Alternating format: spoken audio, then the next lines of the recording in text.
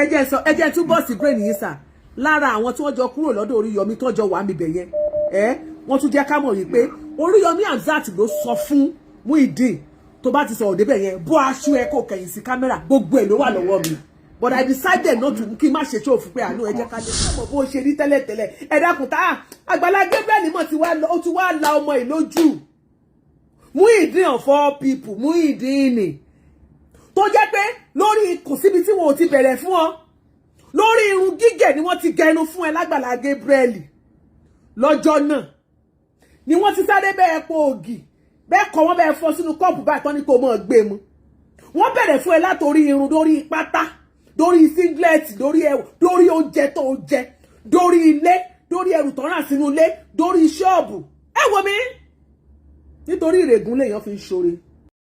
kí gbogbo èèyàn olóòfẹ́ àpàdà sórí ìkànnì Yorùbá Space TV níbi tá a ti máa ń mọ àwọn ètò àti ìròyìn wá fún yín lóko òjọ̀kan gbogbo tó ń ṣẹlẹ̀ káàkiri Nàìjíríà pàápàá nílẹ̀ Yorùbá ti wá ẹ wò tó bá jẹ́ ìgbà àkọ́kọ́ tí yín rè lórí ìkànnì yìí ẹ bá wa subscribe ẹ sì má gbàgbé láti tẹ bọ́tìn kékeré tó dàbí àgbo yẹn tí yóò máa ta yín lóko nínú ìgbà tá a bá ti mú fídíò tuntun wá síta ẹ wò èyí tá a tún fún wa fún yín lónìí àrà ọ̀tọ̀ ni ó yá ẹ wá lọ bó ṣe ń lọ ẹnì tó ní bẹ́ẹ̀. ẹ ká bẹ̀rẹ̀ jẹ́ ká padà sórí ọ̀dọ̀ àáfàá gangan tó gbé wa wá síta tó ní jẹ́jẹ́jẹ́jẹ́ mo jókòó mi àáfàá yìí ló wá tọná wọ́rọ̀ àti Muyideen Muyideen ó ń pa kìsà ó ń pa fúrọ́gọ́dọ́ fíìn nínú rọ́ mi ò tí ì rí ẹni tó jẹ́ wí ṣẹ́rí ọ̀rọ̀ Muyideen ò jọ mí lójú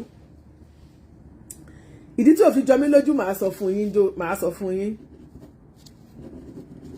jẹ́ máa kọ rọ́ọ̀bù jẹ́ kọ́kọ́ ẹ rántí ẹ jẹ́ máa kọ pọ́ìntì mi lẹ̀ the young ẹ̀yin náà wà níbí ẹ jẹ́ ká sáré lọ sọ́dọ̀ àfáì orí péjì àfáì náà ni ibẹ̀ náà láti máa kọ́kọ́ ti bẹ̀rẹ̀ ọ̀rọ̀ mo ti àwọn líǹkì ẹni pé mo pẹ́ dé mo kó mọ́ àwọn líǹkì mi yẹn mo kọ́ jáde ni lẹ́yọ kọ̀ọ̀kan èjèèjì mo kọ́ jáde ni wàláì mo kọ́ jáde ni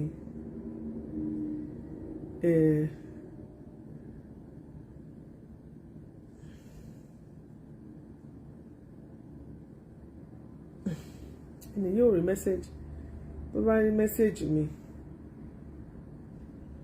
ìbá ti pè mí ẹ má bínú ẹ jẹ́ dọ́dọ̀ àfà o. ẹ ní direct number. direct tata ni àfà kí ló kàn mí pẹ̀lú àfà mo mọ̀ rí ni kí ló kàn mí pẹ̀lú àfà àfà contact ni kó ṣó contact ni kó tó máa jáde kó tó máa ṣe àwọn show fake àwọn show irọ́ parọ́ fúnrọ́ èké parọ́ fake mo ń fún recognition nìyẹn o ṣú ẹ̀ la máa gbọ́. ẹ bẹ̀rù Ọlọ́run. bẹ́ẹ̀ ni sà. ẹ sì dúró gbogbo tẹ bá fẹ́ lọ sọ lórí Agbala Gabriel. yes sir. ẹ bẹ̀rù Ọlọ́run lórí ẹ̀. bẹ́ẹ̀ ni sà. ẹ̀yin lẹ máa kọ tọ́ílẹ̀tì bẹ́ẹ̀. bẹ́ẹ̀ ni sà. àti ọ́fíìsì ẹ̀. bẹ́ẹ̀ ni sà. ẹ sọ púpọ̀ lórí ọ̀rọ̀. bẹ́ẹ̀ ni sà. bẹ́ẹ̀ lórí sà. àwọn náà dẹ̀ sọ ní. ẹ jẹ́ ká bẹ̀rẹ̀ ibi tó ti bẹ̀rẹ̀ kọ́ yẹn ẹ má bínú.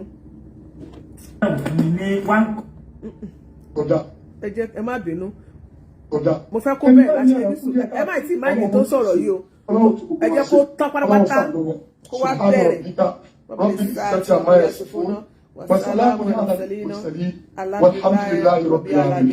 àmín ẹ jẹ́ kó ṣẹ̀ṣẹ̀ wá bẹ̀rẹ̀ ẹ jẹ́ kó bẹ̀rẹ̀. so Agbala Gabriel inú àkáǹtì Agbala Gabriel ni gbogbo owó tí ẹ̀yin àgbáyé dá fún mi inú àkáǹtì Agbala Gabriel ní gbogbo owó yẹn wà o Agbala Gabriel fún mi ní 1 kobo nínú gbogbo owó yẹn.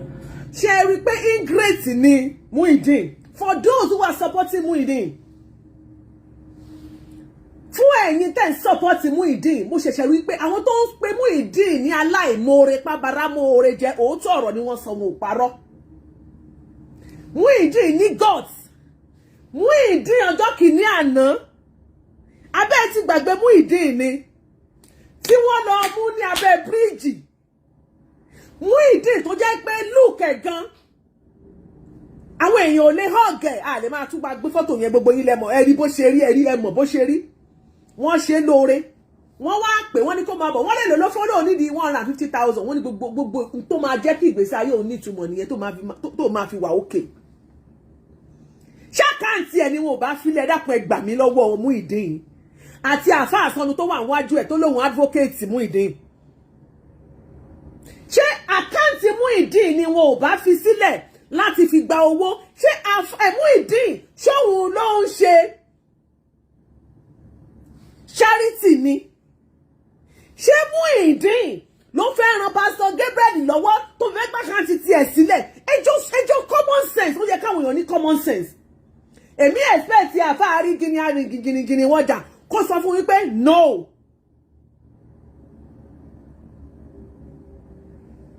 Ṣé bẹ́ẹ̀ láwọn àfáà ẹ láwọn tó ń ṣe charity lọ́dọ̀ yín, ṣé ká máa dárúkọ wọn? Ṣé àwọn tó ń ṣe charity lọ́dọ̀ yín tó jẹ́ àfáà, ṣé wọ́n máa ń gbé àkáǹtì ẹni yẹn sílẹ̀? Àbáwọn tó jẹ́ wípé Oriyomi Hamzat Muslim ni torá mọ́ jù kò ẹ̀yin lẹ fẹ́ ẹ wo Oro Masoko ó dì tó mú dání kó ní ẹ̀jẹ̀ kò ń sọ. Àbí Aláàjì Alufulani ló ń gbé phone number ẹni tó bá fẹ́ ṣe sí sílẹ̀? I don't understand. Tó bá fẹ́ gbowó fún. Èwo nínú àwọn èèyàn yín? Èwo nínú àwọn èèyàn yín ló ń gbé phone number ara ẹ̀ sílẹ̀? Ìwọ kọ́ ló ní non-organization yẹn o. Ìwọ kọ́ ló ní ìwọ kọ́ ló ní group, ìwọ kọ́ ló ní charity group yẹn o. Wọ́n pè ẹ́ pé kó wá ṣoríire ni, kó wá déèyàn ńlá. Olóònídìí 150,000. Owó tó wá kó fún ẹ wá pọ̀ tó bẹ́ẹ̀ gẹ́. Wọ́n wá rò pé o gbọ́dọ̀ jẹ́ èèyàn láyé. Ìwọ bá wò ṣáà mọ̀ bó ṣe rí tẹ́lẹ̀tẹ́lẹ̀. Ẹ dákun tá Agbala Gabriel mọ̀ ó ti wá la ọmọ ìlójú. Muyideen of all people, Muyideen tó jẹ́ pé lórí kò síbi tí wọn ò ti bẹ̀rẹ̀ fún ọ. Lórí irun gígẹ̀ ni wọ́n ti gẹnu fún ẹ l'Agbala Gabriel. Lọ́jọ́ náà ni wọ́n ti sáré bẹ́ẹ̀ po ògì bẹ́ẹ̀ kọ́ wọ́n bẹ́ẹ̀ fọ́ sínú kọ́ọ̀pù báyìí tán ní kó mọ̀ gbé mu. Wọ́n bẹ̀rẹ̀ fún ẹ látorí irun dórí pátá, dórí singlet, dórí ẹwù, dórí oúnjẹ tó jẹ, dórí ilé, dórí ẹrù tó rà sínú ilé, dórí ṣọ́ọ̀bù. Ẹ wò mí nítorí ìrègùn lèèyàn fi ń ṣoore.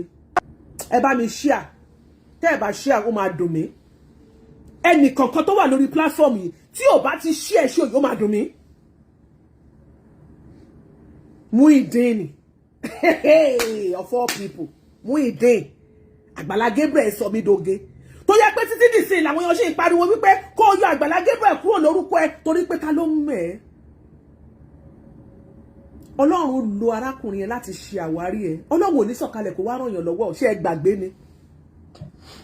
Ènìyàn ló mú ní mọ̀nìyàn, Jésù ló mú mi mọ̀ yín o. Ènìyàn ló mú ní mọ̀nìyàn. Ọlọ́run ló máa ń mọ̀ tó àwọn nǹkan kan tí gbèsè ayé ènìyàn. Ẹ̀yin tí ẹ mọ̀ Iyaalaje lónìí not by accident. Ọlọ́run mọ̀ sọ pé ẹ tún mọ̀ra ẹ mọ̀ mí èmi náà mọ̀ yín ni. Àwọn èèyàn kan ti sọ pé wọ́n ní kó lọ́yà Agbala Gabriel kúrò mẹ́bí kan tó ò bá yọ ìwọ náà mọ̀ pé ta who are you? Who are you? Ẹ fẹ́ dá ìjà ẹ̀sìn sílẹ̀ ni àbí ẹ múra sí ẹ jẹ́ kó máa sọ̀rọ̀ lọ. Ó yá gbóhùn sókè ọmọ aláìmoore. Mi ò dẹ̀ wá fi ṣèjà, mi ò fi ṣèjà. Ọ̀rọ̀ tó wá mú ọ̀rọ̀ yìí tó tún fi wá ń rúgbó débi wípé ọ̀rọ̀ yìí tó fi wá ń fa ariwo tí ń fa lọ́pọ̀lọpọ̀ ni pé lákọ̀ọ́kọ́ à ń pe bọ̀dá kan ní Mr. Kẹ́hìndé. Mr. Kẹ́hìndé yẹn followers Agbala Gabriel ni ó náà máa ń san donation sí àkáǹtì Agbala Gabriel tí Agbala Gabriel bá ti gbé àwọn èèyàn tó níṣòro wá wọ́n ní di help wọ́n ní di donation láti gbà wọ́n. Mr. Kẹ́hìndé sí ẹ̀ Muyideen owó sọ̀pọ̀tì Agbala Gabriel níbẹ̀. So Mr. Kẹ́hìndé yẹn ó ti fẹ́ ṣe visa àti pásítọ̀tì Amẹ́ríkà fún mi ńgbà kan. Agbala Gabriel dínà rẹ̀ ó takùn ó ní kò gbọdọ̀ mú mi kúrò ní àkàtà wọn pé tó bá mú mi lọ sí Amẹ́ríkà nísìn ta ló fẹ́ máa fọ tọ́ílẹ̀tì òun tó fẹ́ máa fọ ọ́fíìsì òun tó débìí ni mo máa ń fọ tọ́ílẹ̀tì Àgbàlá. Over to you ọ̀gbẹ́ni Kẹ́hìndé ẹ bá mi káwọn èèyàn wa nílé ìbá mi kú àmọ́ ṣáàrí aláfibọ̀ ni mo ti sọ fún yín ẹ mọ́ bínú bá ṣe ṣètò tò nínú. ṣé dáadáa la dé báyìí. àlàáfíà la wà o. ẹ kú kalẹ̀. ẹ pẹ̀lẹ́ ẹ káàbọ̀. bóyá ṣe rí Muyideen. kí lorúkọ yín lẹ́ẹ̀kan sí jẹ́ káwọn èèyàn mọ̀ pé yín là ń bá wí o. Kẹ́hìndé. ṣẹ́yìn lè Kẹ́hìndé tó ń sọ yẹn. ẹ̀yin lẹ sọ wípé ẹ fẹ́ nígbà tí wọ́n wọ́pọ̀ mú Muyideen dé tí wọ́n mú kúrò lábẹ́ bíríìjì tí gbogbo èèyàn ń dáwọ́ fún Muyideen ẹ̀yin lẹ pè wọlé lọ́jọ́ yẹn ní ọjọ́ yẹn lẹ sọ kì í ṣe pé lẹ́yìn ọjọ́ yẹn tí wọ́n ń dáwọ́ fún kẹ́yìn bọ́dì máì tí pè mí anybody ẹjọ́ tó bá tàkókò ẹ máa ní kẹ́ pè wọlé ẹjọ́ pé tàkókò ẹjẹ́ àyànnàná o èmi ẹ parọ́ tí n bá fẹ́ sọ̀rọ̀ màá sọ̀rọ̀ pẹ̀lú fátàn figọ̀ ni ẹlẹ́rìí mi ló wà tó sí àmọ̀yànnàná ẹ̀ ni ẹjẹ́ afẹ́ṣẹ́ aláfibọ̀ interview àwọn Yorùbá pé interview ẹ jẹ́ ká sáré ṣe interview fún Mr. Kenny. Mr. Kenny, you're welcome to the show. ẹ jọ̀ọ́ sà nínú allegation bẹ́sùn tó fi kàn yín wọ́n ní wípé ẹ̀yin lẹ fẹ́ bá wọn ṣe travelling ṣùgbọ́n Pastor Gabriel wá sọ fún yín wípé kẹ́ má bá wọn ṣe wípé torí tóun bá lọ ta ni ó mọ̀ fọ́tọ́lẹ̀ ẹ bá wa sọ nǹkan tẹ́ ẹ bá mọ̀ nípa kí ló ṣẹlẹ̀ yẹn. nípa ọ̀rọ̀ tó ṣẹlẹ̀ yẹn. ẹ sọ̀rọ̀ sókè o. bàbá ńlá criminal ni bọ̀bọ̀ yìí. kí ló dé. criminal ni. ẹ mọ̀ sọ̀rọ̀ criminal ẹ mọ̀ yẹ kó violate ẹ mọ̀ sọ Yorùbá. because ọ̀daràn kò síbi tèmi àti Àgbàlá dúró sí ta ti sọ̀rọ̀ pé kí n dáwọ́ dúró lórí process tí mò ń ṣe fún wọn àjọ dúró síbì kan tí náà àjọ dúró síbì kan pè mí lórí fún kájọ discuss nípa ipe kí n stop kò síbi tán dúró sí rárá so ibi tó ti wá rírọ́ tó ń pa yẹn ni kò yé mi rárá and then ngbà tó ní mo míìkì voice wọn. kò tí ì débẹ̀ kí n sọ̀rọ̀ débẹ̀ ọ̀rọ̀ visa ló kọ́kọ́ sọ wípé. ṣé mo ń gbà yẹn ngbà tó ń gbé wá ó ní mo ní mo kàn fẹ́ ṣe visa fún tí mo rẹ̀ sanwó ẹ̀ so later ìgbà tó wá wed wọ́n á ní ká kó include ìyàwó ẹ̀. o lẹ wá fi pọ́ọ̀sì pé kó include ìyàwó fún ẹ pé òun nìkan ló máa wá. ká include ìyàwó ẹ̀ mo dẹ̀ sẹ́ẹ̀dì wọn lọ sí Abẹ́òkúta mi tó ti lọ ṣe passport kọ́ làwọn méjèèjì àtọkọ àtìyàwó tọ́ so ẹni tó ní ok. à ń mọ̀rọ̀ bọ̀ díẹ̀díẹ̀ àmẹ́yẹ bọ̀ lápò ní o ẹni sùúrù ẹ mọ́ kánjú ẹ mọ́ ìtì ìrẹ́bì kan níbi ọ̀rọ̀ dé dúró yìí òun ni wọ́n yànnàná tí wọ́n ń ṣàlàyé fún wa yìí àwọn gangan ló pè tẹ́ ẹ bá padà lọ wo ṣóò yẹn ní day one tí wọ́n gbé wá.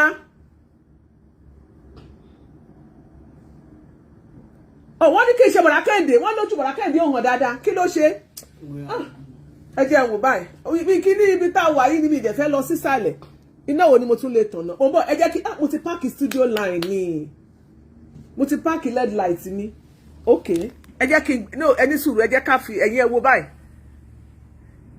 ṣé ẹ ti rójú wọn báyìí ẹ̀yin tẹ́ wà lórí Facebook ṣé ẹ ti rí wọn Ìyálájé tó di flashlight èmi ti páàkì I'm moving out of this house mo ti di gbogbo ẹrù mi sílẹ̀ ṣé mo sì nínú iná mi ẹ jẹ́ kí n lọ wò mo ti páàkì ẹ̀ sísàlẹ̀ pálí yìí mo ń bọ̀ nà ẹni sùúrù tó wáyé pé báyẹn ni ẹ jẹ́ kí n lọ mo ti lẹ́jẹ́ lọ tú pálí màá dá gbogbo ẹrù tó wà ní pálí yẹn lẹ̀ màá tó padà those are far ọ̀ràn mo ń bọ̀ ṣé eré mi gan dáadáa ẹ jẹ́ kí n try láti wá iná yẹn ẹ jẹ́ kí n wá iná yẹn mo ti kẹ́rù lé lórí bọ́ọ̀sì mi gan nínú bọ́ọ̀sì yẹn o kò jẹ́ kí tẹ́lẹ̀ pálí mo ti ẹ̀bùn sọ fún yín pé mo ti pààkì ẹ̀rù mi mo ti di gbogbo àwọn ẹrù mi yàmàyàmà boxes ìsàlẹ̀ pápátá ló wà mi ò gbọ́dọ̀ gbàgbé náà ṣé gbogbo mo fi ń ṣiṣẹ́ ló wà bẹ́ẹ̀ ṣé kí nǹkan ló wà ẹ máa báwọn èèyàn sọ̀rọ̀ lọ. ok so Muyideen èpè yẹn sì ń ja Muyideen ọ̀tí tó wá tó ṣe deliverance fún nígbà tó máa sọ̀rọ̀ yẹn àwọn àfáà tó gbé wá sórí live wáyé tí wọ́n gbé Quran dání kó lọ fi Quran búra kó ní kí nǹkan báyìí ṣe òun tó bá ṣe pé irọ́ lòun pa ẹni tó pè mí tájọ sọ̀rọ̀ tó ní pé mo mí kì í voice how can I. kò tí ì dé gbogbo bẹ̀yẹ kì í sùúrù ọ̀rọ̀ pé lórí ọ̀rọ̀ tó wọ́n fọ tọ́lẹ̀tì toilet ọ́fíìsì. ok nípa ti toilet ọ́fíìsì bó dẹ̀ ṣe ti church dẹ̀ ni nípa toilet Muyideen ló fúnra ẹ̀ tó volunteer ara ẹ̀ ipò máa máa ṣe kò sẹ́ni tó fọ̀ sí ẹ̀ o even though mo báyàwó ẹ̀ sọ̀rọ̀ lẹ́nìí the same thing ló sọ kò sẹ́ni tó fọ̀ sí Muyideen kó máa fọ toilet òun fúnra ẹ̀ ló volunteer kó máa máa fọ̀ so mi ò mọ ibi tó ti rí irọ́ burúkú tó ń pa bẹ́ẹ̀ yẹn mo wà surprise ìwọ tó béèrè 5 million tó sọ pé ó fẹ́ fi ṣí ṣọ́ọ̀bù ó wá sọ pé mo make in what way ẹni kó lọ fi Quran búra omi ayé lára kán gbé fún kó mú kó dúró fún 7 days àti àwọn àfáà èké tó ń kó kiri ẹ sọ fún wọn kí gbogbo wọn kán fi Quran búra kó lọ fi Quran búra plan wọn ò tí ì dẹ̀yìn wọ́n sì ní more plan tó fẹ́ plan against Pastor Agbala Gabriel they still have more plan against him so tí wọ́n bá dáwọ́ ìdúró sí yìí ó sì máa ṣe lé tó jù báyìí lọ. kí ni yóò ẹjẹ nítorí àmọ́ lè tán náà yẹn báyìí kí kò gbé iná yẹn sí. àwọn èèyàn gan jẹ́ kóore súnyàn ṣe ń sìn èèyàn gbọ́dọ̀ mẹ́ni téèyàn máa ṣòro fún. People are wicked. Most our Yoruba people, we are so wicked. So what? Okay. Bọ̀ mí mo kàn fẹ́ gbé báyìí bóyá. Ó clear then. Bọ̀ mí ò gbé sórí stand ẹ̀. Okay. Ẹ jẹ́ kí inú lẹ́kàn tiẹ̀ mọ́lẹ̀ díẹ̀. Mo ti palẹ̀ gbogbo ẹrù mi mọ́. Ó clear díẹ̀, ẹ bá mi wò kámẹ́rà. Ó clear. Má jábọ̀ o, ẹlú máa dùn mí o. Ẹ lè jẹ́ kí n wá ṣe. Ok, bóyá tẹ bá lè bá mi dè sórí ibẹ̀ yẹn. Ó dẹ̀ bí ti máa tí, ó dẹ̀ pé stand oríṣiríṣi ló wà, ó dẹ̀ pé stand ti ẹ̀ nìyẹn. Ẹ̀yin èèyàn mi, ẹ jọ̀ọ́ torí Ọlọ́run má bínú. So, mo move out ní next week. Mo wá ti páàkì gbogbo àwọn àgbọ̀dọ̀ gbàgbé ní tá a fi ń ṣiṣẹ́, ṣé kò lè jábọ̀ mi bẹ̀yẹn? Ok, tó bá ti máa dúró ká kẹ́ síbẹ̀ yẹn. Ok, ẹ ṣé gan bọ̀dá Kẹ́hìndé. Ẹ wá wojú ṣé bọ̀dá Kẹ́hìndé ní ọmọ this matter go long yo ẹ right dáadáa Mr. Kenny nìyẹn ẹ̀yin tẹ̀ ń wá ojú wọn ṣé ti rójú wọn ẹ jẹ́ kí Muyideen wò ó tọ́ pé àwọn kan tún lè sọ pé mímí kí ojú ni o. Ìgbà tí mo ń kí ẹ̀yin èèyàn wa pé ẹ káàbọ̀ lẹ́ẹ̀kan sí ẹ jẹ́ ká máa sọ̀rọ̀ nípa ọ̀rọ̀ yẹn nípa ọ̀rọ̀ bedroom tó ní wọ́n tọ́lẹ̀tì ló ń fọ̀ ní ọ́fíìsì gẹ́gẹ́ bẹ́ẹ̀ ṣe mọ̀ nínú ọgbà àjàrà oníkàkùn ló níṣẹ́ tó ń ṣe àwọn míì bá ń volunteer àwọn orí pẹpẹ náà máa ń clean àwọn kan wà wọ́n máa ń gbá church wọn kì í force èèyàn láti ṣe nǹkan kan tó bá choose láti ṣe àwọn kan ló ń ṣe ló clean restroom yálà ti church ni o tàbí office ni o voluntarily ló máa ń ṣe ṣé nu ilé ẹbí tó ń gbé wọn ní kó lọ clean ni whatever tó bá ń ṣe nínú ọgbà àjàrà ó ṣe fọ́lọ́run ni whatever tó bá ń ṣe nínú ọgbà àjàrà Ọlọ́run ó ṣe fọ́lọ́run ni ó dàbí àwọn mùsùlùmí àwọn kan wà àgétẹ́ fi ń kírun kí máa wo orúkọ àwọn tó ń wọlé àgétẹ́ yìí mùsùlùmí fi ń kírun ní mọ́ṣáláṣí àwọn kan ló ń fọ́ àwọn kan ló ti máa ń pọn mílẹ̀ ibi ìwà wọn ti máa ń rọ omi sí sílẹ̀ kẹ́ tó débẹ̀ ẹ̀yin kan máa débẹ̀ ẹ máa kírun àwọn kan ló ń gbá mọ́ṣáláṣí àwọn kan ló ń tẹ́ ẹ ní. So it is not a big deal kéèyàn wá gbá sórí social media kó wá máa parọ́ òun fọ kíníkan òun ṣe kíníkan èmi ò mọ̀ tẹ́ ẹ̀ bá nírú ẹ̀ lọ́dọ̀ yín o. àwọn kan wà àwọn kan tún ṣe àwọn kan ló máa ń fún wọn lówó pé ó da owó rèé àti rí ẹlòmíì tó ti ń tún ilé Ọlọ́run ṣe làwọn kan ṣe máa wá pé ẹlòmíì ní owó tó ní ọlá tó jẹ́ pọ̀ ọ̀gá pápátá níbi iṣẹ́ táwọn máa rò pé wáyé tí lágbẹ́já fi wá ń rí ara ẹ̀ sílẹ̀ tó fi ń ṣe lé òun ló mọ àníyàn tó wà láàrin òun àtọlọ́run tó ti ṣe ìlérí fọlọ́run pé tí màá máa ṣeré nínú ilé Ọlọ́run ó dẹ̀ ń gba owó every week owó arákùnrin tó bá ń gbà tó bá ń ná kì í ní ẹ lára àbí ó máa fún ẹ lówó every week ó ń gbowó ìyẹn báyẹn o kò sí anybody tó ó ṣe rí ọ̀rọ̀ wọ́n ní kò wá fi tọ́lẹ̀ ó kàn fi ó fẹ́ fi bà gbogbo ọ̀rọ̀ jẹ́ lójú ara ẹ̀ nìyẹn lórí kí wọ́n wá ní pé ta ni ẹgbọ́n ta ló lè ro orúkọ báyẹn ta ló ọmọlàkejì ẹ fẹ́ ṣoríire ta ló máa ní pé kó má ṣoríire ṣe Muyideen wa ó wá wúlò tó báyẹn náà pé kó má la Amẹ́ríkà Ọlọ́run adaríjì ẹ bá ń tọrọ àìsàn fún láìfún. So from the wọ́n mi mo ríre God bless you. ẹ bẹ̀rù Ọlọ́run. bẹ́ẹ̀ ni sà. ẹ ṣe dúró gbogbo tẹ́ bá fẹ́ lọ sọ lórí Àgbàlá Gabriel. Yes sir. ẹ bẹ̀rù Ọlọ́run lórí ẹ̀. bẹ́ẹ̀ ni sà. ẹ̀yin lè máa fọ tọ́ílẹ̀tì bẹ́ẹ̀. bẹ́ẹ̀ ni sà. àti ọ́fíìsì ẹ̀. bẹ́ẹ̀ ni sà. ẹ sọ púpọ̀ lórí ọ̀rọ̀. bẹ́ẹ̀ ni sà. bẹ́ẹ̀ lórí. àfa àjígini àrígini àríginigini wọ́jà èmi expect kó gbálùkùrá ní jáde ni. Yes sórí gbogbo àwọn pákéjì èké yẹn láyé gbogbo àwọn ọgbọ̀ngbọ́n tó fi ń ṣe interview ẹ̀ yẹn ó yí àwa náà torí tó fi yé mi màá sọ nígbà tó bá gbin ẹnu dé ọ̀rọ̀ bí tó sọ tí mo fi gbà ipá lábòsí ni ẹ́ onímọ̀nàfìkì ni ẹ́ afárí ajígini kàńdá ni ẹ́ nínú rẹ̀ sì nínú àwọn mùsùlùmí bẹ́ẹ̀ ni mo mi mo ríre ingrate ni aláìmoore ẹ̀dá sì ni sọ̀rọ̀ síwájú. ṣé sọ níjọ́ tí bàbá tí Alhaji Oriyomi tí wọ́n mú mi lọ sọ́dọ̀ wọn tí wọ́n fẹ́ bá wa ṣètò ọ̀rọ̀ yẹn láàrin wa tí mo ní kágbàlá Gabriel sáà fún mi freedom tí wọ́n bá tèmi fúnra Àgbàlá Gabriel. a sì ń mẹ́nu bọ̀ lórí ọ̀rọ̀ Oriyomi Hamzat sọ pé mi ò sọ̀rọ̀ yẹn látọjọ́ ẹ̀ táwọn èèyàn bá ń sọ̀rọ̀ mo máa ń mú àárín ẹ gbàgbé ẹ̀ ẹ fi Alhaji Oriyomi ẹ bá mi dáríjì Alhaji Oriyomi Hamzat ẹ dáríjì àyà torí tí téèyàn ò bá fẹ́ kó bàjẹ́ ó ní bá a ṣe ń ṣe Bíbélì sọ pé ká máa lépa àlàáfíà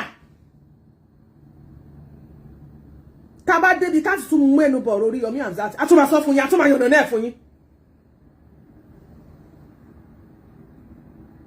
a máa débi a máa yànnà náà fún yín o à ń bọ̀ àti ìdé ni o tá bá débẹ̀ tá bá dé tí odò a máa ẹ ṣáà sọ pé mo ní mò ń bọ̀ lórí ọ̀rọ̀ tá bá tiẹ̀ débẹ̀ ẹnu á kàn ọ̀rọ̀ ẹ̀ mò ń bọ̀. lójú gbogbo àgbáyé ń jọ náà lọ ẹ lọ tún fídíò yẹn wò wípé mo máa ń fọ ọ ni mo máa ń fọ tọ́lẹ̀tì ni máa ń kí ẹ bá gbàgbé gbà náà lọ. bọ apá àbẹ̀yẹ kọ́ ni mo ń lọ mo kàn fi ó kọ̀ yaba ni ìyànnà náà ọ̀rọ̀ ni. Mr. Kẹ́hìndé yẹn òun náà ló tún wá tún donate màálù. bẹ́ẹ̀ ni.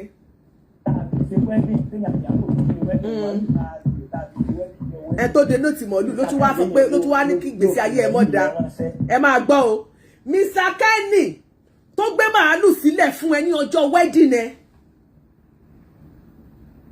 tó gbé màálù sílẹ̀ fún ẹ ní ọjọ́ wedding ẹ tó ń ro rẹ́pẹ̀ tó ní kíwà àtìyàwó ẹ̀kẹ́ lọ ṣe passport ní lábẹ́ òkúta pé kó wọ́n nìkan máa dàrin ní ìsìn tó ti níyàwó kò ní dá tó bá fẹ́ travel kò jẹ́ pé wọ́n nìkan ló máa travel mú yàwó ẹ̀ dání abẹ́ òkúta òun ní connection bẹ́ẹ̀ kẹ́ ẹ̀ tètè lọ síbẹ̀ kẹ́ lọ ṣe international passport yín Mr. Kẹ́hìndé gbé màálù fún ẹ ó tún ní kó lọ ṣe international passport so òun náà ni ó tún wá sọ wípé wọn ẹ̀ pásọ Gabriel wá ní kó má ṣoore yẹn mọ́ o pé koríko ló máa fọ toilet just listen to yourself abatẹnijẹ́ ni ẹ́ aláìmoore ẹ̀dá sì ni ẹ́ gbogbo ẹnikẹ́ni tó bá support ẹ pẹ̀lú ìwà àìmoore tó wí ìwà tó wí Ọlọ́run á da irú ẹ̀ sí sàkání ọ̀dọ̀ wọn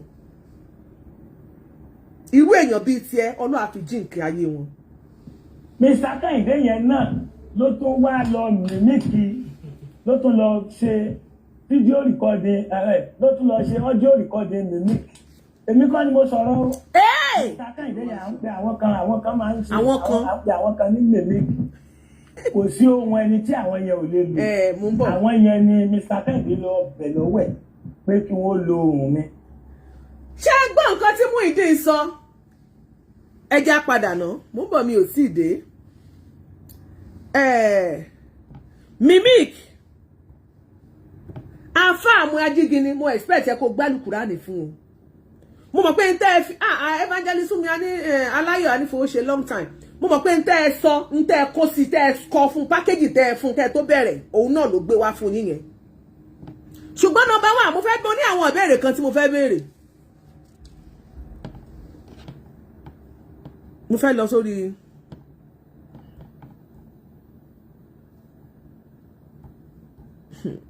anybody might ti pè mí please nobody should call me now ẹ má pè tá bá ti yànnàná nǹkan tá fẹ́ sọ tá bá ti sọ tán ẹ lè pè lọ́wọ́lọ́wọ́ tá wà mò ń bọ́ ẹ lọ́wọ́ ẹ jẹ́ ká yànnàná ẹ díẹ̀ ẹ jẹ́ ká yànnàná ẹ díẹ̀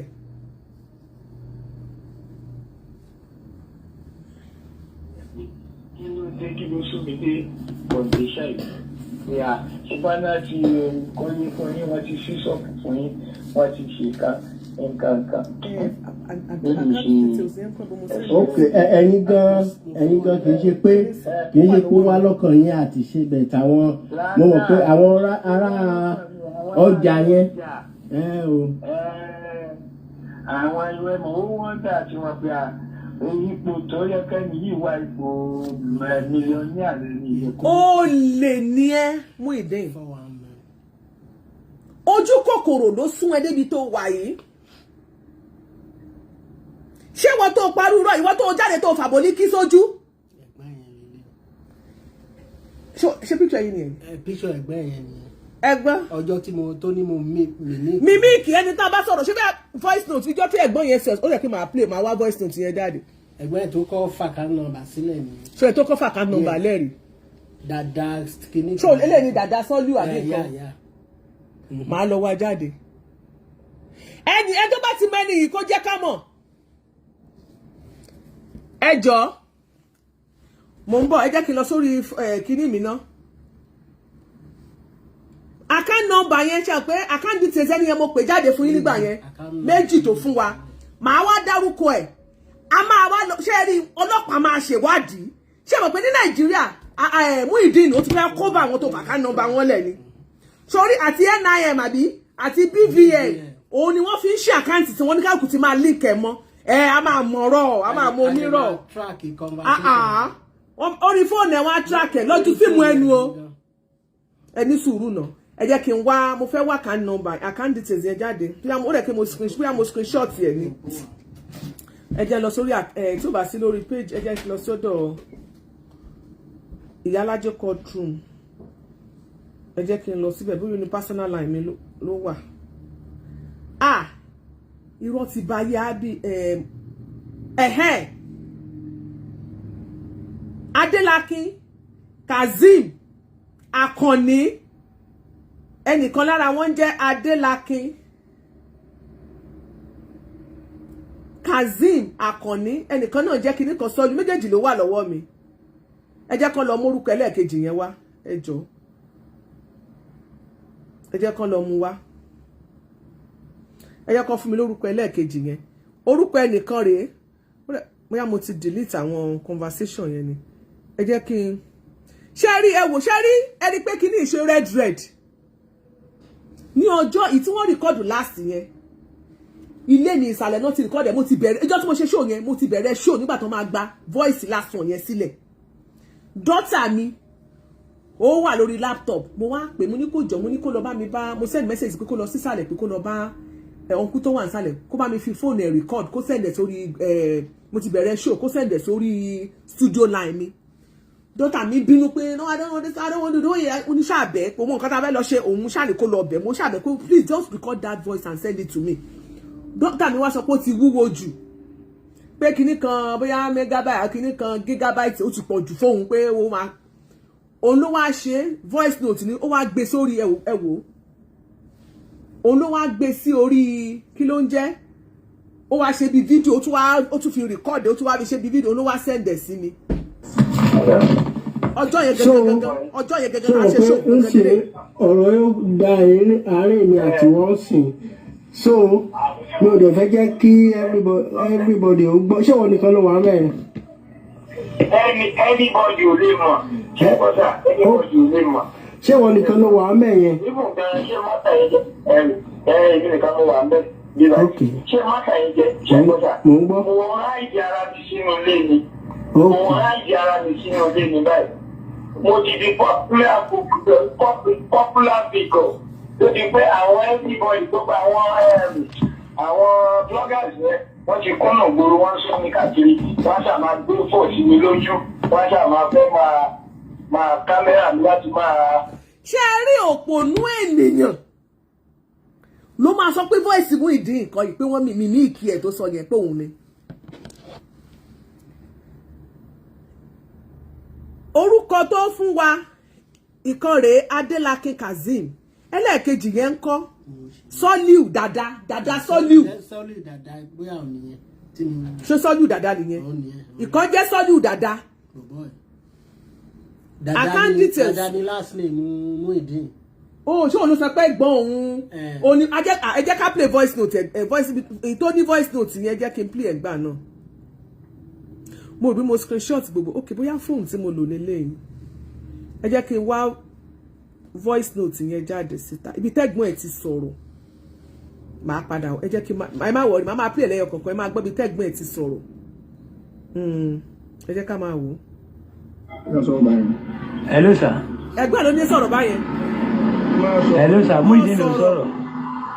Ẹ sà mo ní ṣé kí n pé POS ká ṣe owó yẹn ṣe owó ṣọ́ọ̀pù yẹn sí POS sà torí sim card mi mo ń yọ sí inú fóònù àwọn ọ̀rẹ́ mi láti fi pè ní kò tí ì sí fóònù lọ́wọ́ mi báyìí mi tí ní personal phone mi gangan tí mo ń lò mo ń yọ sim card mi sínú fóònù àwọn ọ̀rẹ́ mi láti fi pè ní.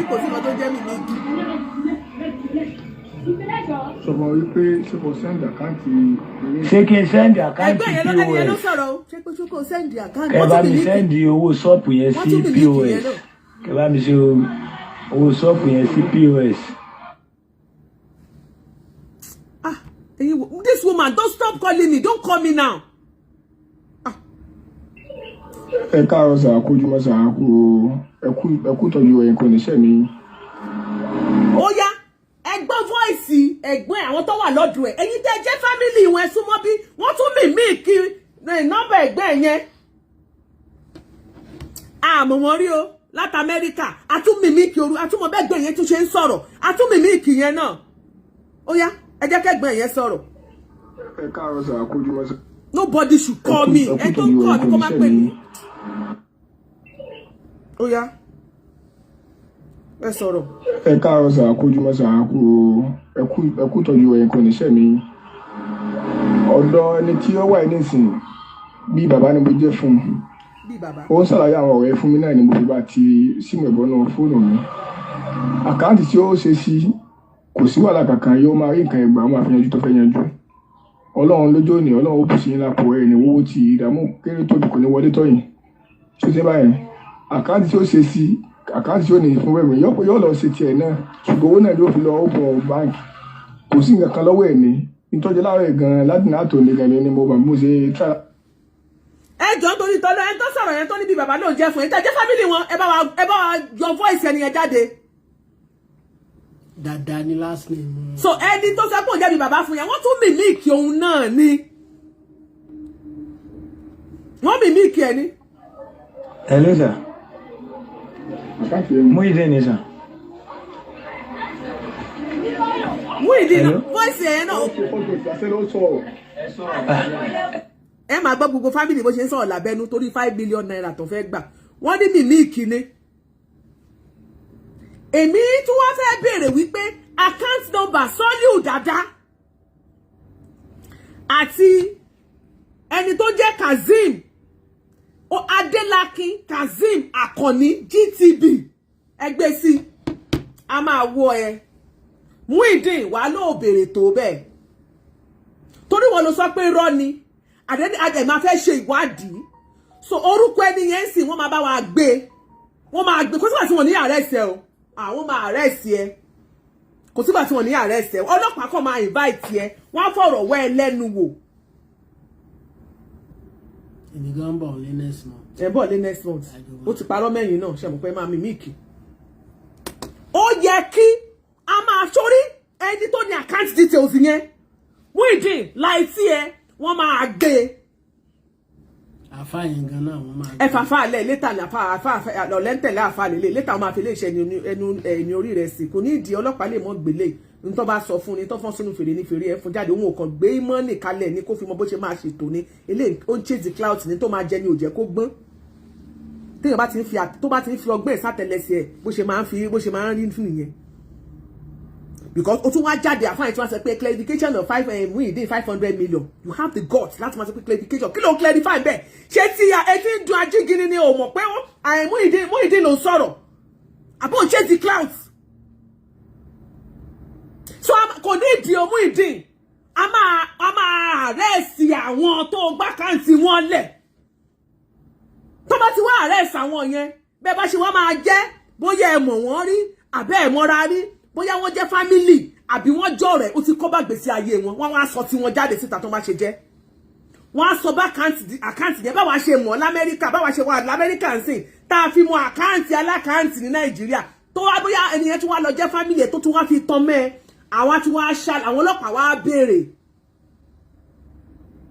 Then another thing sórí phone number tẹ́ fi jọ sọ̀rọ̀ yẹn a tún máa pull out conversation yẹn jáde síta. Phone number àwọn méjèèjì ni àti phone number àti. Oh, gẹ́ẹ̀tì ẹ̀ bóyá wà àti Mr. Akànní sọ̀rọ̀ abẹ́ sọ̀rọ̀ àwọn telecommunication yẹn máa gbé jáde àbúrò bí wọ́n gọ̀ ní like seriously ṣé o mọ̀ pé tí wà tèèyàn bá sọ̀rọ̀ lórí phone wọ́n máa púlẹ̀ jáde ní gbogbo conversation yẹn wọ́n máa bá wọ́n á tún wá gbé jáde wọ́n á print ẹ̀ jáde fún ẹ wà wá fetí mímíìkì ẹ gbọ́.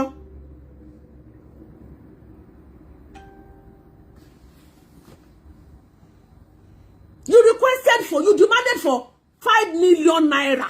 Confirm ni. Gbogbo recording wa. Gbogbo bó ṣe ń record ẹ ni. Pẹ̀lú date and time. Ẹ máa gbọ́ mímíìkì o. Ẹ̀yin tẹ́ wà lórí Facebook ẹ jẹ́ ká lọ bá ẹ jẹ́ ká wo recording yẹn pẹ̀lú time. Ẹ jẹ́ ká máa lọ o. Ẹ máa wò ṣé tó bá mímíìkì nǹkan bó ṣe máa ń lọ rèé. A máa show a tún show mímíìkì yẹn a tún wá show date yẹn June 6. 12/18 ṣé ti rí ẹ máa wo ẹ̀yin tèmi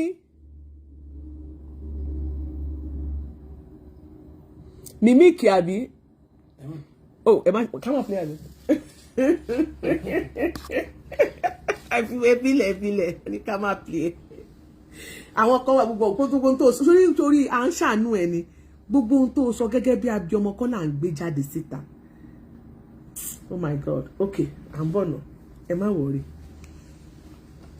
so lórí ọ̀rọ̀ mímíkì yẹn àáfàá jígini client yẹn wàá padà gbé àlùkùránì fún bọ̀rákẹ́ni sọ̀rọ̀ lẹ́ẹ̀kan bóyá kó lọ wá sómi ayé lálá àbí kílẹ̀ omi ayé lálá wọ́n gbé báìbù fún wọn pẹ̀lú Quran ká àtàfà àti Muyideen kan lọ fi búra no àfà fi wọ́n sílẹ̀ fún bọ̀rákẹ́ni àfà lè máa sọ wípé ẹjọ́ bá wa tán fáàní iná tẹ gbé sí ojú mi ká lè rí bọ̀rákẹ́ni ó ti ń fún èmi ní yìí tó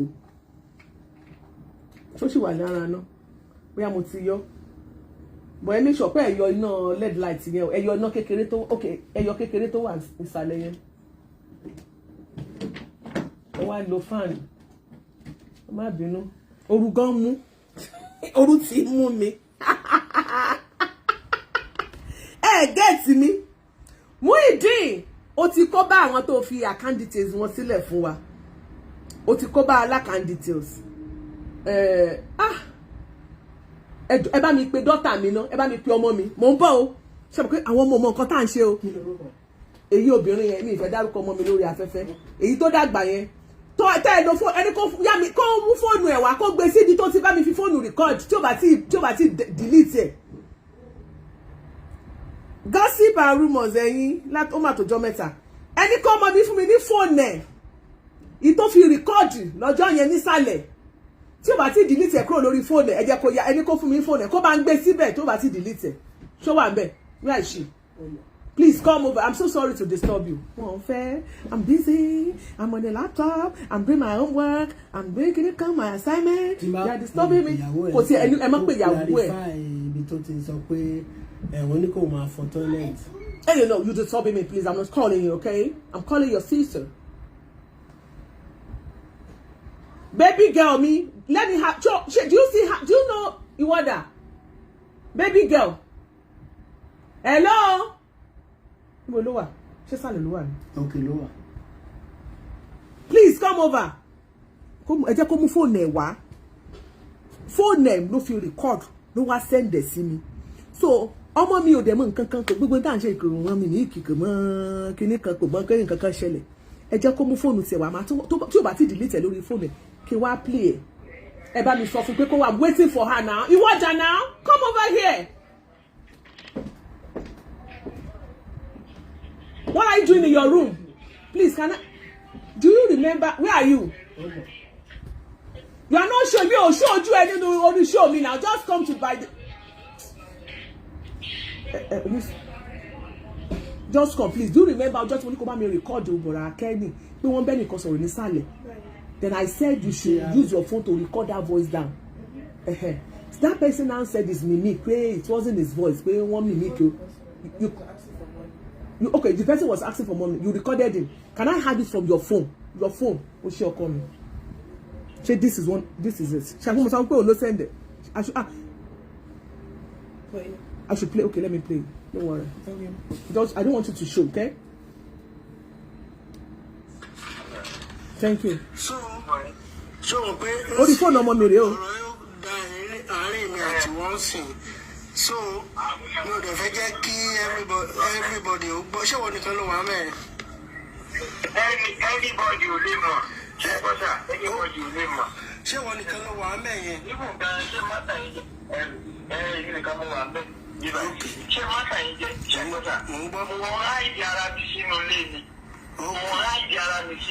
Can you support why disappointed? Popular people. Lójú pé àwọn everybody tó gba àwọn bloggers yẹn wọ́n ti kúnnà gbòòrò wọ́n sọ mi káàkiri wọ́n ṣàmà gbé fò sí mi lójú. Ṣé ti gbọ́? Máa kámẹ́rà mi láti máa ṣe. This is from another phone. Láti máa ṣe láti reason why. Oh, yeah, wá gbà. Thank you so kò ní ìdí. Okay. Now. So voice ẹ Thank you so much. O ṣé ọkọ mi, má bínú. I'm so sorry to bother you. Bó ṣe rí nìyẹn o. Mimiki kan o, confirm ní àbá àti irọ́ o, voice ẹ̀ ni o. So ẹ jẹ́ ká kúrò lórí ìyẹn. So gbogbo ala ti rí pé voice ẹ̀ ni. Níbo ni jẹ́ lọ padà sọ́dọ̀ àfáà yẹn jàre. Ẹ má bínú ẹ̀yin tèmi. Wípé kí wọ́n sọ pé èmi fẹ́ gba 5 million pé kí n lè die down kí n lè fẹnu mi die down kéèsì tó wà láàrin èmi àti Agbala Gabriel. Ìyẹn ni aláìjì. Kí ni Mr. Kẹ́hìndé ó ṣe lọ ṣe báyẹn? Kí ni tiẹ̀ ń bẹ̀? Ẹ ṣe sà. Kẹ́rí Mr. Kẹ́hìndé yẹn ọ̀rẹ́ kò rí kó sùn ìlò wọn àti Agbala Gabriel. Nígbà tí ọ̀rọ̀ ẹ ti ń gbọ́bọ̀ tí Agbala Gabriel ti rí pé òun mà ti ń wálẹ̀ lórí ọ̀rọ̀ Muyideen iná lẹ̀dí àpòpọ̀ mọ̀ Kẹ́hìndé yẹn tó fi mú níbi ohun mi láti fi bà mí lórúkọ jẹ́ pé mo béèrè fún owó mi béèrè £1 lọ́wọ́ wọn. Fúnra mi kẹ̀kẹ́ ní mo dẹ̀ ọ̀pọ̀ ṣe láti ibi òtí mo ní mi ìfẹ́ ẹ̀tọ́ kankan látọ̀dọ̀ Agbala Gabriel mọ́. Lọ́jọ́ tí àṣírí Muyideen tú tá a ṣe show yẹn tó rí bẹ́rù bá ọjọ́ yẹn ni wọ́n lọ rìkọ́ọ̀dù olábòlíkì. Ọjọ́ yẹn ó jáde ó ní pé àwọn ti ń settle mátà ọjọ́ yẹn wọ́n kọ́ rí nígboro ṣé nígbà tó bá wá discuss issue ọjọ́ ìgbà tó bá wá discuss ọ̀rọ̀ 5 million yẹn táyẹn lè máa rí fídíò kan tó wọ́n dá dúró nígboro tó pé àbọ̀dá ó dá sí settle issue yẹn. Tó ní ó sọ níbẹ̀ pé a ti ń settle issue yẹn ó rò bá máa fóun lówó ni. Ìgbà tá a wá jáde tá a wá sọ wípé nǹkan báyìí ló béèrè fún ọjọ́ yẹn ló gbé alábòlíkì jáde tẹ́ bá rántí tẹ́ bá gbàgbé. Lẹ́yìn tó gbá àwọn àbòlíkì jáde ṣé àpá padà ṣe ṣó pé àwọn àáfàá kan wọ́n ti lọ pe Muyideen. Wọ́n sọ wípé kó fọ́fìtì òyìnbó mo fòyìnbó kà jáde fún yín kó fọ́fìtì gbogbo nǹkan tó wà ńlẹ̀ kó fọ́ torí àwọn àáfàá yẹn ló jẹ́ kí n máa stress ara mi ìyá wa. pé kó fọ́fìtì gbogbo ẹ̀ kó lóun fẹ́ gbá kó lóun fáwo wọ́n ní kó sọ bẹ́ẹ̀ wọ́n á ti fi ṣe show lọ́jọ́ yẹn mo jáde mo fi ṣe show ìgbà tí àṣírí ìgbà tó ń ṣe meeting wọn yẹn bí tó ti ń ṣe tẹ́nìkan lára wọn ti gbé sí wa létí pé bó ṣe ń lọ rèé lẹ́yìn ìgbà náà ló wá jáde pé àdéhùn òun ò fẹ́ léyìí o òun fún kinní kan ẹmọ̀ gbà tó ń sunkún òun fún wọn àṣírí ó sì pa àṣírí ti tú gbogbo àṣírí yẹn ti wà lọ́wọ́ tiwa ẹ má wulẹ̀ dára yín láàmú ẹ jẹ́ ká máa enjoy onírọ́ àti. iṣẹ́ tọ́lọ́run Àgbàlá Gabriel sí mi yóò ti jẹ́ fún mi yẹn èmi náà dẹ̀ ti gba kádàrá ṣùgbọ́n láti jẹ́ pé wọ́n tún máa fi in tí mi ò ṣe tàbí ọ̀rọ̀ tí mi ò sọ jáde lẹ́nu tàbí tí ò ṣe tèmi tí wọ́n tún máa fi bà mí lórúkọ jẹ́ ní social media ẹ jọ̀ọ́ mi ò fẹ́. Bàbá Kọ́lá Olóòtú ẹ jọ̀ọ́ màá fẹ́ bẹ̀rù Ọlọ́run tí ọba ṣe gbé èèyàn sọ jáde ó léwu ẹ̀ṣẹ̀ ní níwájú Ọlọ́run èmi àti yín àjọsọ. ó mọ̀ pé Kọ́lá Olóòtú wípé àgbà sọ̀rọ̀sọ̀rọ̀ ni Alhaji Kọ́lá Olóòtú ọmọ Àdábánijà àwọn ọ̀gá tí a nínú iṣẹ́ sọ̀rọ̀sọ̀rọ̀ you dey whine me má ṣe gbé moralization o. wọ́n pa 5 million kankan pé ẹnì kankan fẹ́ fún mi 5 million. nígbà tí yẹ pé tí wọ́n gbọ́. bóyá nítorí mímíkì tí Mr. Kẹ́hìndé lọ ṣe tó lo voice mi láti fi bà mí lórúkọ jẹ́ tó ní mò ń béèrè 5 million lọ́wọ́ òun. bóyá ìní Àgbàlá Gabriel pé ìjókòó kalẹ̀ pé kẹ́ẹ̀fì yẹn dìfẹ́ǹtì òun èmi ọ̀mọ́ ń pa ọ̀rọ̀ 5 million ṣe 5 million èmi ò gba 1 kọ́bọ̀ lọ́wọ́ anybody o ebi ọ̀pá ní ìyó ṣùgbọ́n Ọlọ́run ń wo àṣírí jíjẹ múmu mi o Ọlọ́run ọba nìkan ló bo àṣírí jíjẹ múmu mi so òjò bá ń lọ èmi ò béèrè 5 million lọ́wọ́ anybody o òjò bẹ́ẹ̀ lọ. Alhamdulillah a dúpẹ́ púpọ̀ lọ́dọ̀ Allah ìtí àwọn fẹ́ clarify bẹ́ẹ̀ ó náà ni pé Mr. Muyideen yìí alhamdulillah àfáà tí Ọlọ́run ní kí wọ́n jọ wà papọ̀ ọjọ́ Sheikh wa Fọlọ́nṣọ́ l'Àbújá Fọlọ́nṣọ́ Sheikh Fọlọ́nṣọ́ aláàkádàrá kí Mr. Muyideen Àgbàlá Gabriel wá sọ́dọ̀ rẹ̀ bí àwọn èsè àfáà tí máa fi ẹjọ́ kí ló dé tí àfáà yìí kí ló dé tó ń sọ wípé Muyideen Àgbàlá Gabriel kí ló dé tó fi Àgbàlá Gabriel sí kí ló dé tó ṣe máa sẹ́ pé Muyideen Sheikh Fọlọ́nṣọ́ ṣe bẹ́ wọ́n yín ló wà ń sìn you dey whine us ẹ̀yin owó olórúkọ ni ẹ̀yin tẹ́ ẹ gbé pọ̀n sí ṣé tẹ́ẹ̀bà tí fi Àgbàlá Gabriel sí ara yín ò tí ì balẹ̀ ni ẹ̀yin bọ̀dọ̀ mímíìkì ṣé dandan ni kẹ́ ẹ sọ wípé Muyideen Àgbàlá Gabriel ó gbọ́dọ̀ sọ pé Muyideen Sheikh Fọlọ́nṣọ́ l'Àbújá torí pálábòsí ni ẹ onímọ̀ náà fi kí ni yín àfa wọláì ìwọ́gàn ò sì bẹ̀rù Ọlọ́run.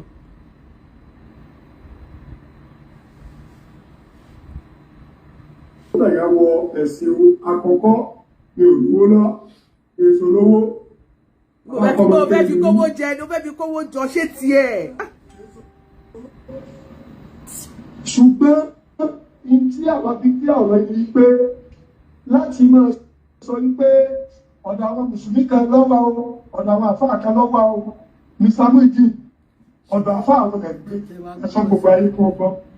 èmi Muyideen yóò gbé lọ́dọ̀ àfáà kankan o yóò gbé lọ́dọ̀ àfáà kankan ẹnìkan ló fi yàrá kan bò mí láṣìírí pé kí n máa wọ̀sọ̀ síbẹ̀ náà ibẹ̀ ni mò ń sùn tí mò ń gbé ìgbé lọ́dọ̀ àfáà kankan.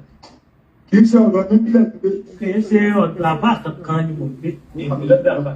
sọ eléyìí túmọ̀ sí pé Muyideen yìí Àgbàlá Gabriel yìí gbogbo ìjọba ìjọba gbọ́ mo lè pè ní Mr. Muyideen nígbà mi mo lè pè ní Muyideen okò nígbà mi ṣé wọ́n pé olókìkí èèyàn ni éèjì rẹ̀ ó ti ẹ̀kan sí gbogbo ayé àbúrò mi ni ní èjì tí mo gbọ́ yìí ó dédé éèjì àbúrò mi ni so ìyẹn a fi yẹ̀wọ́ láàrin ara wa ni Mr. Muyideen tí ẹ̀ ń wò yìí èmi o ní tọrọ sí mi èmi àdúrà ajígini ní tọrọ sí mi lórí ọ̀rọ̀ rẹ̀ tí mo sì lè dúró níwájú Ọlọ́run jọ gbé dàbí àmọ́ láti sọ pé Ọlọ́run ní tí wọ́n máa ń parẹ́ yìí nǹkan mẹ́ta ni nígbà àwọn nǹkan mẹ́ta olóòrè sí mi nípa rẹ̀ tí mo padà wá ìbẹ́lọ́pù interest nínú ẹ̀. Nǹkan àkọ́kọ́ òun ni wípé nígbà tí ọ̀rọ̀ yẹn kọ́ ṣẹlẹ̀ àwọn kan sọ pé wèrè ni ọ̀yà wèrè orí ẹ̀ pé orí ẹ̀ ò pé mo padà ní interest lórí pé sẹ́ni yìí sórí ẹ̀ pé àbórí ẹ̀ ò pé ìyẹn jẹ́ kí n máa gbọ́ àwọn ọ̀rọ̀ kọ̀ọ̀kan interview tó ń ṣe so mo ń gbọ́ àwọn interview rẹ̀ mo rí pé ọ̀rọ̀ rẹ̀ kò ṣe wèrè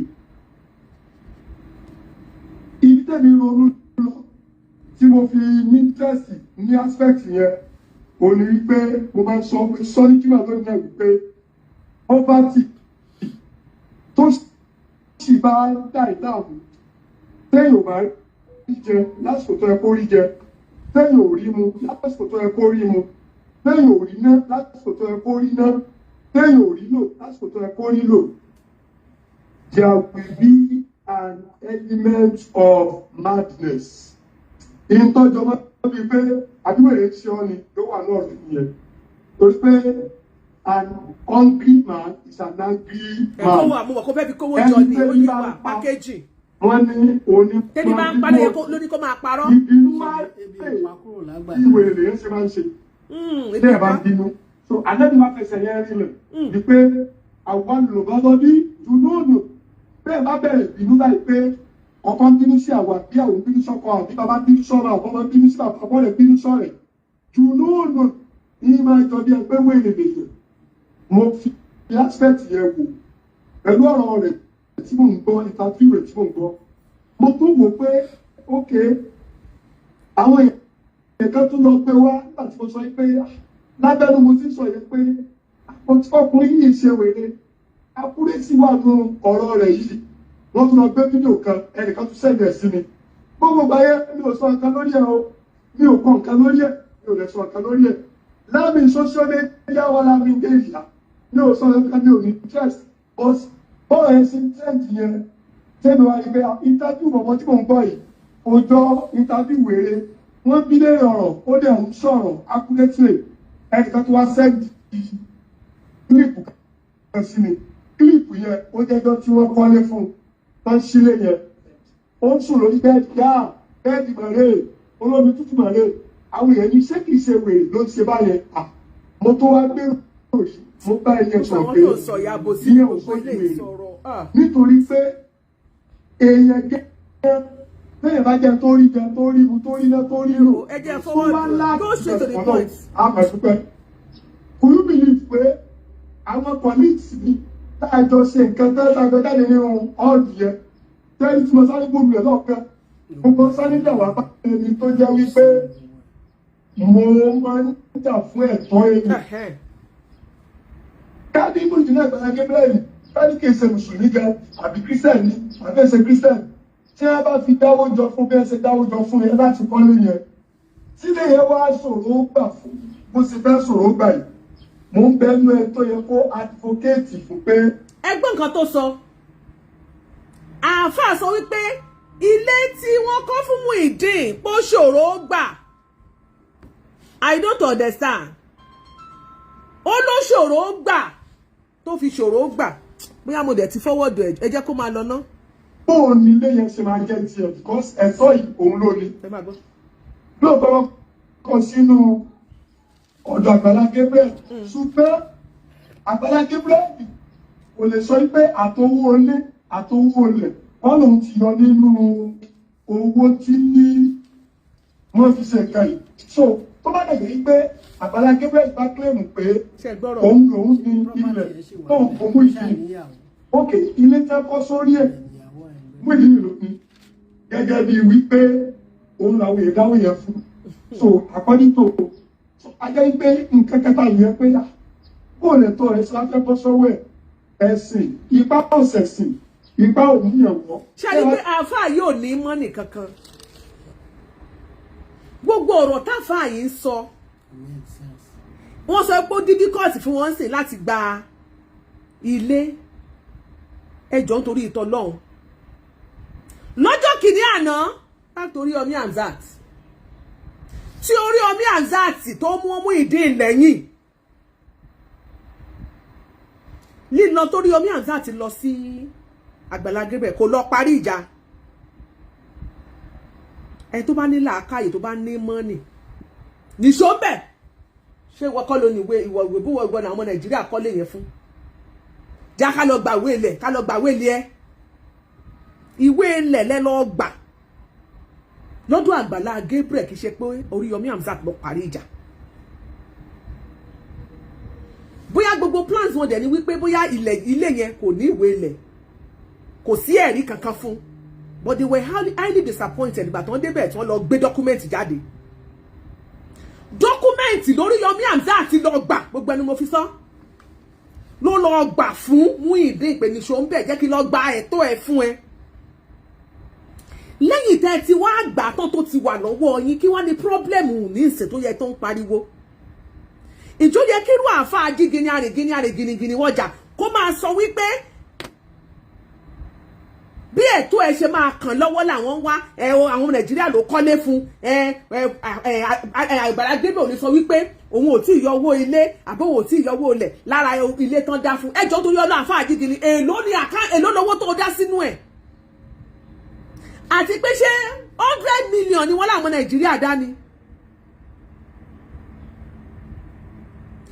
ṣé lọ́jọ́ kìíní àná tẹ́yìn bá ron tẹ́yìn rò yìí pé àtìgbẹ́ ó máa difficult nítorí àárín ibi tó lọ wà torí tí bá break níyẹn dáadáa ó sọ̀rọ̀ nípa bí àwọn ti forward ẹ̀jù ó sọ̀rọ̀ nípa ìjẹ̀ ẹ̀sìn àbí nǹkan kínkín ẹ̀gbọ́n bọ̀ náà ẹ jẹ́ ń gbé sí 15 or 14 ẹ jẹ́ kí n gbọ́ bóyá láti bí ló ti máa sọ̀rọ̀. Gender gbogbo wa wá láyé gẹ́gẹ́ bí mùsùlùmí ni according to hadith tí ànábì mú wa sallallahu alaihi wasallam therefore ká pé àwọn tí wọ́n ṣe mùsùlùmí nǹkan sínú Islam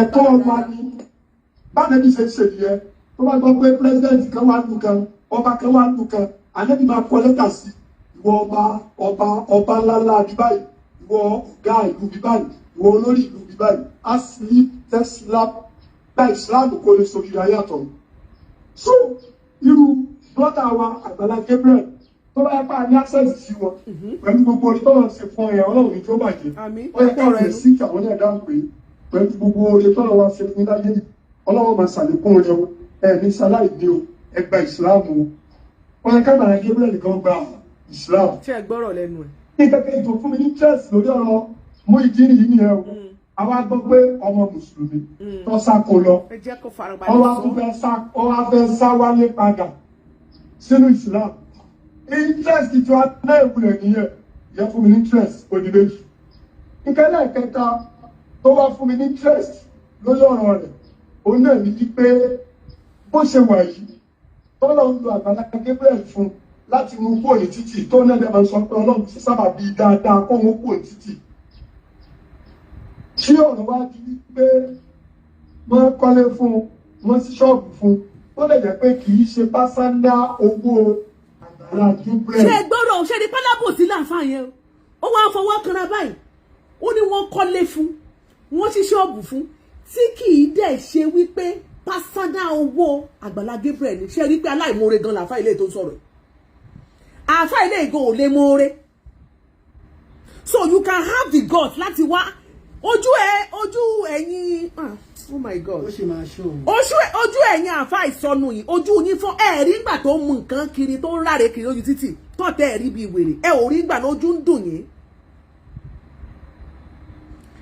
òní kọ́ lèèyàn ti ń jáde lórí social media tó máa sọ pé àwọn gbẹ́nìkan wọ ìjọba wa ràn lọ́wọ́ tí ò jẹ́ ti ẹ̀ ní rówó gbà tàbí kó rí owó péréte gbà tí ò ní tó ẹni yẹn ṣe nǹkan tó fẹ́ fi ṣe gan tó bá jáde síta tó bá ní pé ìjọba ràn yàn lọ́wọ́ gbàǹjo mo gbédé táwọn èèyàn ò bá gbà lọ́wọ́ ẹ̀ nǹkan kí ni Muyideen fẹ́ ṣe and you still have the God láti máa sọ fún wa pé kì í dẹ̀ ṣe personal money ẹ̀ so ìwọ ló máa sọ fún wa aláàmọ̀.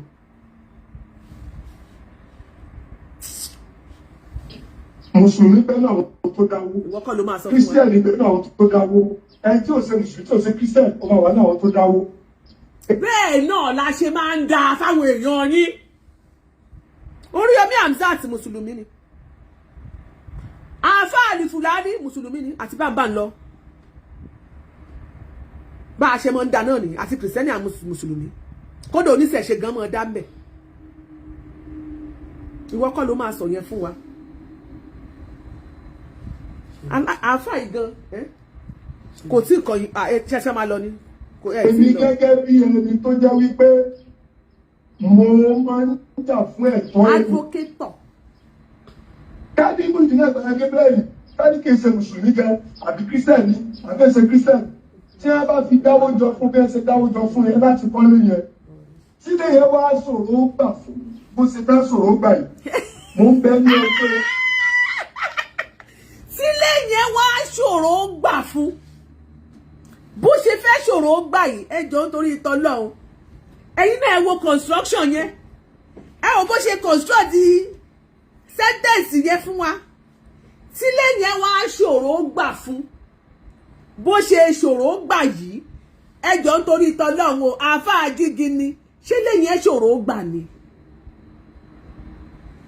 ṣé kò yé mi ò ṣé lẹ́yìn ẹ ṣòro gbà ni torí kò yé mi bá a ṣe ń sọ̀rọ̀ lọ́wọ́lọ́wọ́ báyìí ìyàwó Muyideen wà nínú ilé ìyàwó Muyideen wà nínú ilé ó ń sùn wọ́n dẹ̀ wà legally married ni o wọ́n lọ kóòtù wọ́n lọ ṣọ́ọ̀ṣì o àáfàá jígini arìngini wọ́n jà ìdí tó fi ṣòro ṣe fún mi ò mọ̀ tó wá jẹ́ pé ẹ bá rò lọ́jọ́ kìíní àná pé bóyá ilé yẹn máa ṣòro gbà kí lè tó Oriyomi Hamzat lọ gbàgbé ilẹ̀ kí lè lọ gbàgbé ilẹ̀ fún lákọ̀ọ́kọ́ kí lè tẹ́ lọ gbàgbé ilẹ̀ tí ẹ̀yin ò lọ nílọ wípé ẹ wò ó misunderstanding ló wáyé o ẹ jẹ́ káwọn bá ṣe máa parí ẹ̀ ẹ lọ parí ẹ̀ tó bá jẹ́ pé torí lọ́jọ́ ìwọ̀n náà sọ pé à ń lọ kíní kan lọ wọ́n ti set àwọn kan up o gbogbo ẹ̀ ló yé wa gbogbo plan work yẹn àwọn alábọ́dìjà ni agbọ́dọ̀ dá padà ibi tá a ti gbé Ìbàdàn tí mo gbé 1978 mo ní sọ́mọ́ Ìbàdàn bọ̀ 1978 láti kó dé Ìbàdàn tí mo ti ń gbé Ìbàdàn tí mo fi travel out ní 2019 Ìbàdàn ni mo lọ primary school àwọn àrùn Islam Ahmadiyya primary school àwọn àrùn Islam primary school lẹ́lẹ́ẹ̀lẹ́ mo lọ ẹlẹ́ẹ̀lẹ́ secondary school mo lọ OND ni mo lọ sí Èrúwà mo lọ ṣe mascom mo parí OND ńbẹ̀ mo wá sí Poli Ìbàdàn main campus mo ṣe HND níbẹ̀ gbogbo à ń lọ BCS à ń ṣe NCA à ń ṣe gbogbo à ń ṣètò èmi náà ni ní Ìbàdàn yìí kan náà ó yá go I'm busy here don't disturb me thank you come back later okay thank you ìyún tí yóò á dùn yìí a bá ọ̀gá wa Abíọ́lá Ajímọ̀bí ṣiṣẹ́ kọ́lọ̀ wọn kókó bá ń dẹlẹ̀ fẹ́ẹ̀yàn rí tá a fi parí ìjọba 2019 àjọ wà ń bẹ̀ ni ó mọ̀ pé tàn Ìbàdàn fún mi ó yé mi bàjẹ́ ìgbà tẹ́ ẹ ti lọ nílọ wípé ẹ fẹ́ lọ gbàgbé tẹ́yìn òòró wípé ẹ jẹ́ ká lọ bẹ̀ ká parí tó bá wà ń bẹ̀ torí ẹ̀yìn àfa ẹ̀yìn náà máa ń lé kéwú o àsọpọ̀rọ̀ yóò tabára lé yóò tabára oko a sì rí ẹnìkan lórí social media tó kó ṣẹkẹṣẹkẹ sí lẹ́sẹ̀ o tó ní ṣéwù lóde òun lẹ́wọ́ lóde òun lẹ́sẹ̀ báyìí àbá àrí tọ́lọ́mọ aláìgbọràn ní pé kó mọ̀ bá a sá lọ wọ́n gbé lọ lé wẹ́dà tó ń jó ṣẹkẹṣẹkẹ sí àwọn àfa àṣẹyàn àfa ìwọ̀n iná mọ́ ń jálé tí ń lè kéwú you dey whine me irọ́ ń parọ́ fúnrọ́ èké ń ṣèké fèké ní gbogbo yín ẹ̀yin ò rò wípé ó lè difficult lọ́jọ́ kìíní àná ẹ̀rọ nírò wípé kẹ́ ẹ lọ parí ẹ̀ pé Muyideen ẹ jẹ́ ká lọ ọbẹ̀ ìwọ Ati Agbala Gabriel ó máa ṣe é lóore lóòótọ́ nǹkan tó ṣẹlẹ̀ yìí kù díẹ̀ káàtó ẹ jẹ́ ká lọ ọbẹ̀ ká yanjú ẹ̀ ẹ jẹ́ ká bá dátọ̀ tó sọ̀rọ̀ ká bá wọn náà sọ̀rọ̀ ẹ̀rọ nírò bẹ́ẹ̀ ẹ̀rọ nírò kẹ́ ẹ parí ẹ̀ kò sẹ́nibọ́dì tó jókòó nínú pé kẹ́ ẹ parí ẹ̀ kó padà sọ́dọ̀ ìyàwó ẹ̀ ṣé ọ̀pẹ́ ẹ ti kúrò ní ilé ẹ ti jẹ́ kó fìyàwó lẹ̀ sínú ilé torí lọ́jọ́ kìíní àná nígbà tí ìyàwó nígbà tó sọ fún ìyàwó pé jẹ́ káwọn lọ máa lọ ìjọ tó lọ ṣe fake alábàárù ẹjọ́ torí Ọlọ́run ẹ fi fídíò kan hàn mí ibi tí Muyideen ti gbé ẹrù tí ẹrù ti wà lórí ẹ̀ tó bá yàn gbé ẹrù tó lóun ṣe alábàárù pákéjì ló bá dé òun náà ló ṣe fake orí alábàárù òun náà ló ṣàbólíkì ẹkún fake òun náà ló tún gbé mímíìkì jáde fake life 419 ayé gambler nìyẹn scammer ìwà burúkú oríṣiríṣi ló kún ọwọ́ Muyideen. ká ní lọ́jọ́ kìíní àná tẹ́ ẹ bá ti rò ní ìrò pé ẹ jẹ́ ká parí gbogbo ọ̀rọ̀ tó wà nílẹ̀ yìí bẹ́ẹ̀ bá tiẹ̀ wá parí ẹ̀ tó wá tó ẹ pé wọ́n ti parí ẹ̀ ó ti padà sínú ilé o tó bá wà ìwé ti wà lọ́wọ́ àbí kó tiẹ̀ wá lóun fẹ́ tà á orí ọ̀fẹ́ ìbá wà láti tà á tàbí láti ẹ̀ sí lọ sọ fún Agbala Gabriel pé ẹ wò mo fẹ́ tẹ̀síwájú ẹjọ́ ẹ jẹ́ ká wá bí ilẹ̀ yìí ṣe máa ilé ìfẹ́ máa lọ bóyá mo fẹ́ gba owó yẹn kí n lọ síbòmí bọ̀tá àlàáfíà tí ò bá sí wàhálà tí ò sí gbọ́mi sí omi ò tó èyí ò lè sọ pé nǹkan báyìí ni mo fẹ́ ẹjọ́ ṣe lè bá mi ṣe ẹ jẹ́ ká jọ ṣe nǹkan báyìí ẹjọ́ bá mi wá wáyà fún ẹ bá wa polongo ẹ̀ gan lórí afẹ́fẹ́ káwò bóyá ẹni tó máa ní interest máa show ẹ̀rọ gbogbo bẹ̀.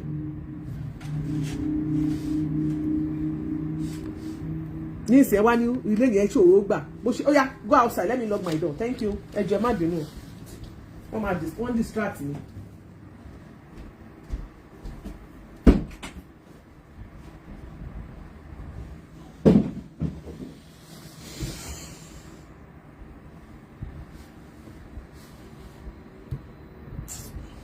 fún pé bóun ni ilé yẹn ṣe máa jẹ́ tiẹ̀ because ẹ̀tọ́ yìí òun ló ní. ẹ máa gbọ́. lóòótọ́ máyì ló wá sọ fún wa ń sìn pé báwo nílé ṣe fẹ́ jẹ́ tiẹ̀ ẹ̀tọ́ yìí òun ló ní òun ló ń sọ fún wa ń sìn yomi ọ̀pá àwọn tẹ́lẹ̀tẹ́lẹ̀ pé òun ló lẹ́tọ̀ọ́ kí ni problem àfa àjìgìní ìwé ilẹ̀ ti wà lọ́wọ́ Muyideen kí lẹ tó fẹ́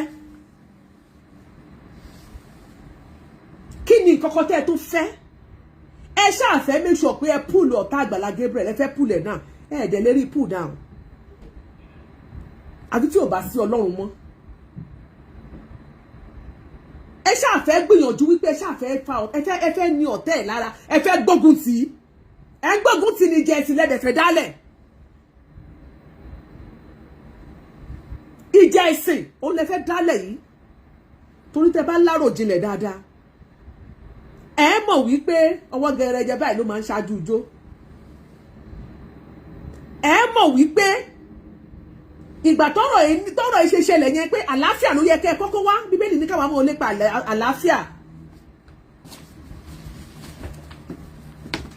àlàáfíà ló yẹ ẹ̀yin tẹ́ wà lórí YouTube ẹ jẹ́ sáré bá yín charge ẹ̀ kó má fò wow ṣé mi charge ẹ̀ ni ok jẹ́ your charger.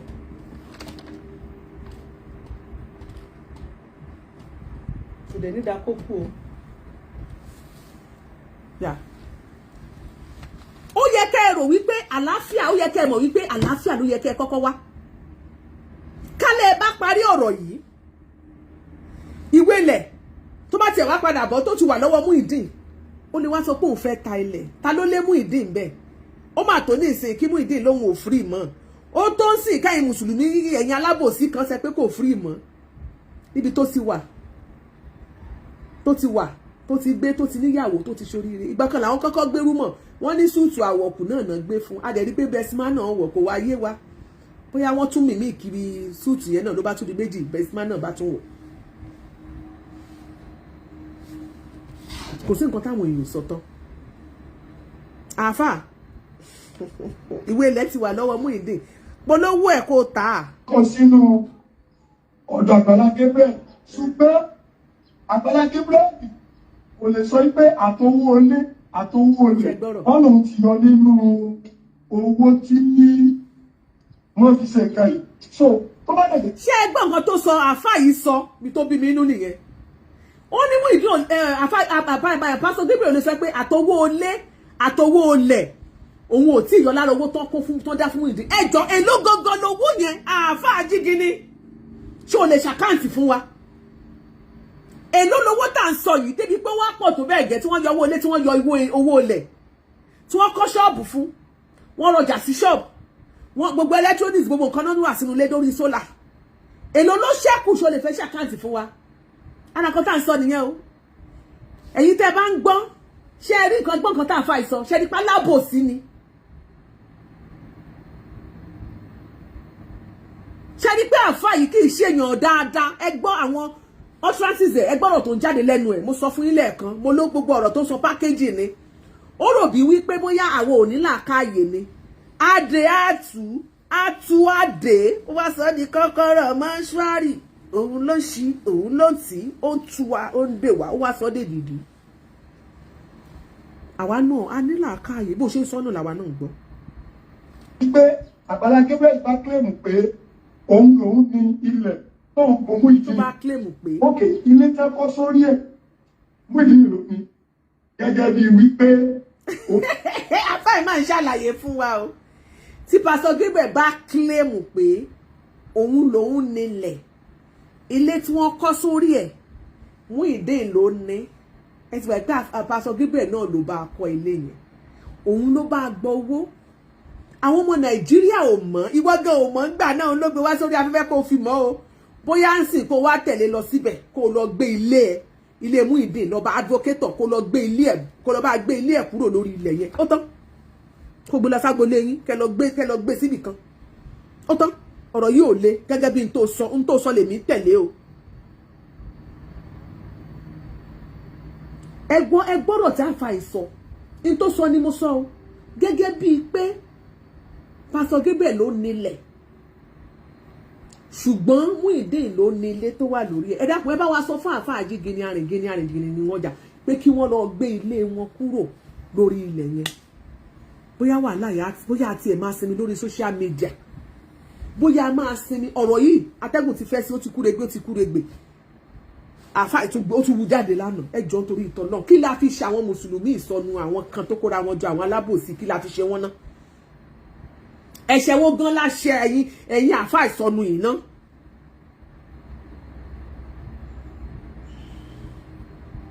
àwọn àfáà tó dá wà o ẹ má ṣe mí gbọ́ o àwọn alálùbáríkà wà o ṣùgbọ́n ẹrú kan ní máa ń mú ní ibùgbé ẹrú ẹ̀yin àgbàlagbà lẹ sọ bẹ́ẹ̀ ṣùgbọ́n àtòbẹ́ àtòyìn bú ẹ̀yin bàbá wa tẹ́ jẹ́ àfáà gidi dáadáa tá a mọ̀ yín kí ìkẹ́ àti ọlá Ọlọ́run Elédùmarè kó mọ́ bá yín lọ Ọlọ́run ó jẹ́ pé fún wa.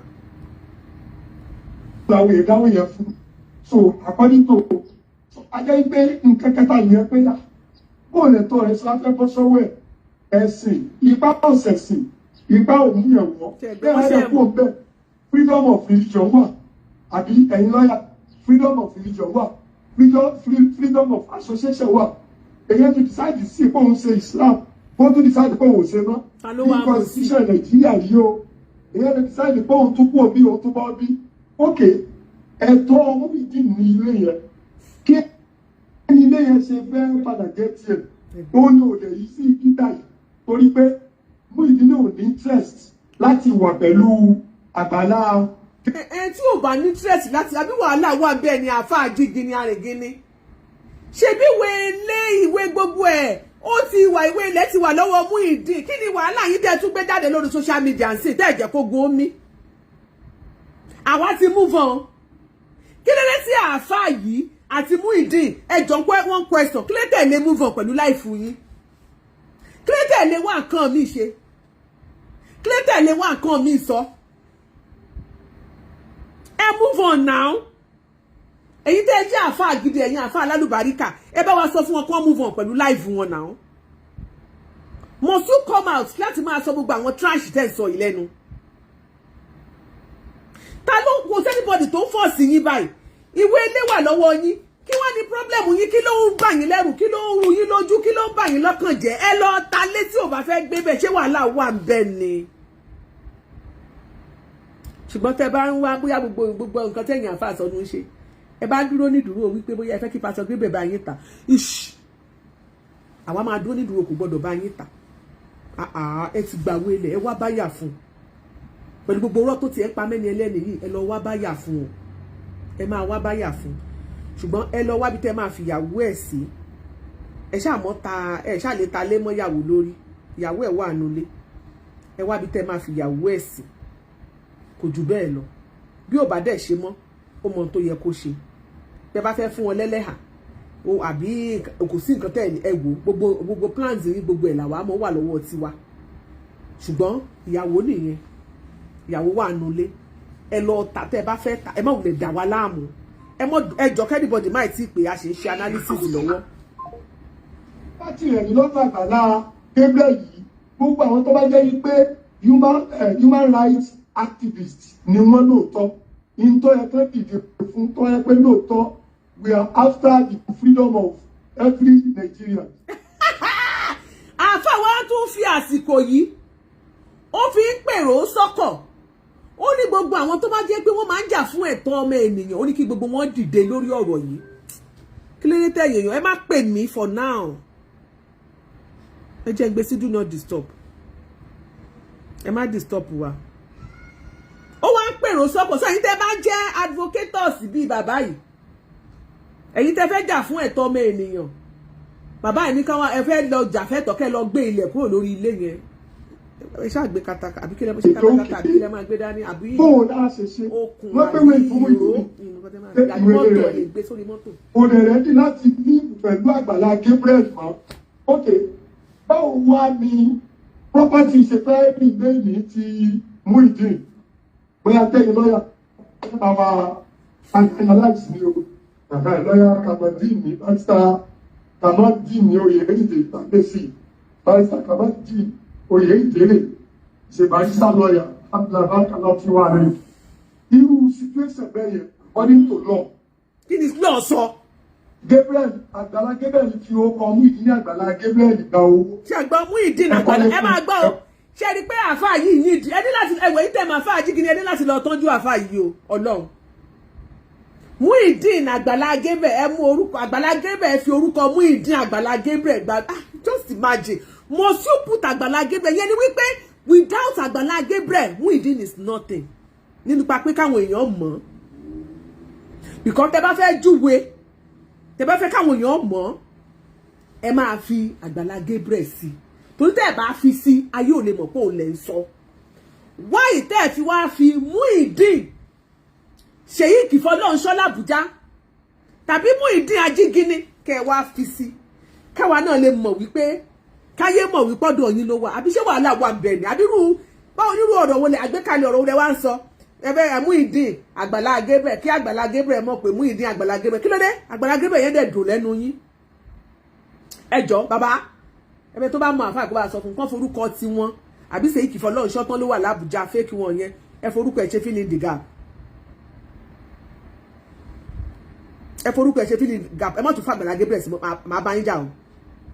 wọ́n lè ṣe fún àbí ẹ rajà fún ó wá ló mọ̀ pé pẹ̀lú ẹ̀mọ̀ sí kó lọ nínú kó òfin sọ ìyẹn gbogbo táwọn yẹn kàn dráàgì kó lọ kàn dráàgì bóò ni property yẹn ṣé property Àgbàlá Gabriel ni àbí property Muyideen according to law nítorí káwọn ọmọ Nàìjíríà analyse nìyẹn ó gbàgbé parí pé ó ṣe Islam ó ṣe Christianity èyàn ṣáàyè ìyẹn lọ́pọ̀ tó jẹ́ pé tí ẹnìkan bá dáràn lẹ́nìkan bá pa ẹnìkan sìn tàbí ẹnìkan dá ẹnìkan lójú tàbí ẹnìkan rẹ́pù ẹnìkan tàbí ẹnìkan sá ṣe crime kan wọ́n ní sọ pé ẹni tí wọ́n lára fún Muyideen lórí eyín versus ẹni tó ṣàbúrú náà wọ́n ní the state versus ẹni báyìí abẹ́ẹ̀kọ́ ni which means pé tó bá lọ já sí pé ìyẹn jẹ ní nǹkan ìfẹ́ jẹ́ láàrin Muyideen àti Àgbàlá Gabriel báyìí a jẹ́ pé Muyideen nìkan ló ní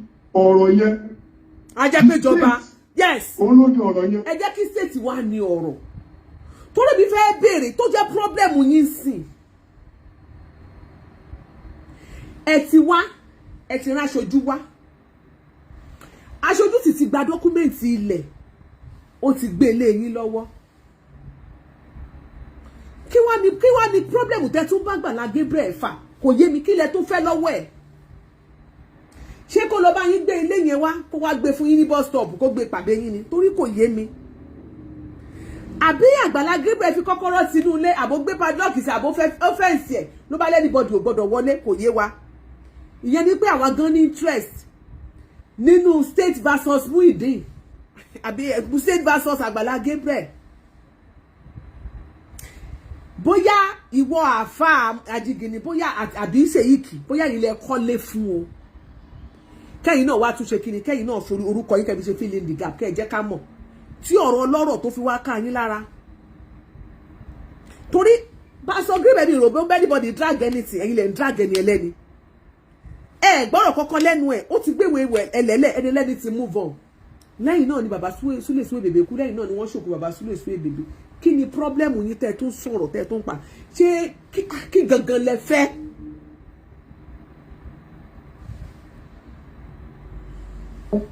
Ìtọ́jà state ní ìjọba ìlú.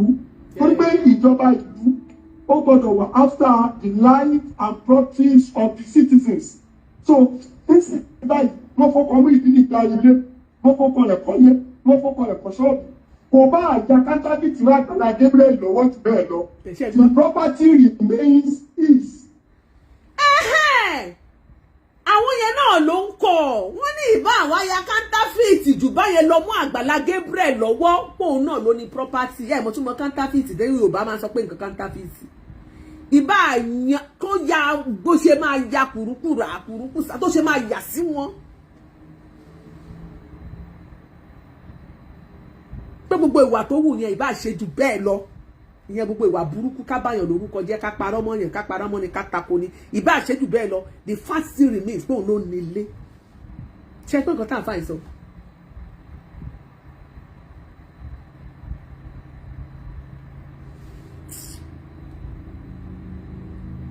Abẹ́ẹ̀kọ́ yìí tí bá ń sọ lọ́dọ̀ ẹbí ọ̀ èyí onígbà o Islamic law lè fi sọ yìí o Islamic law tí wọ́n ní ẹ̀dùn lọ́dọ̀ èyí oní English law. Ṣé Islamic law tún yàtọ̀ sí English law ni? Bàbá rí nǹkan ìgẹ́gẹ́ bí ìyẹn jẹ́ ń sìn. Ìyẹn ní Agbala Gabriel ìyẹn wí ní ìjẹun. O ti sọ bẹ́ẹ̀. Bẹ́ẹ̀ kan máa. Nǹkan tó sọ nìyẹn máa wulẹ̀ yí mọ́. Torí gbogbo à ń sọ pé a fẹ́ mú state versus kìíní yẹn.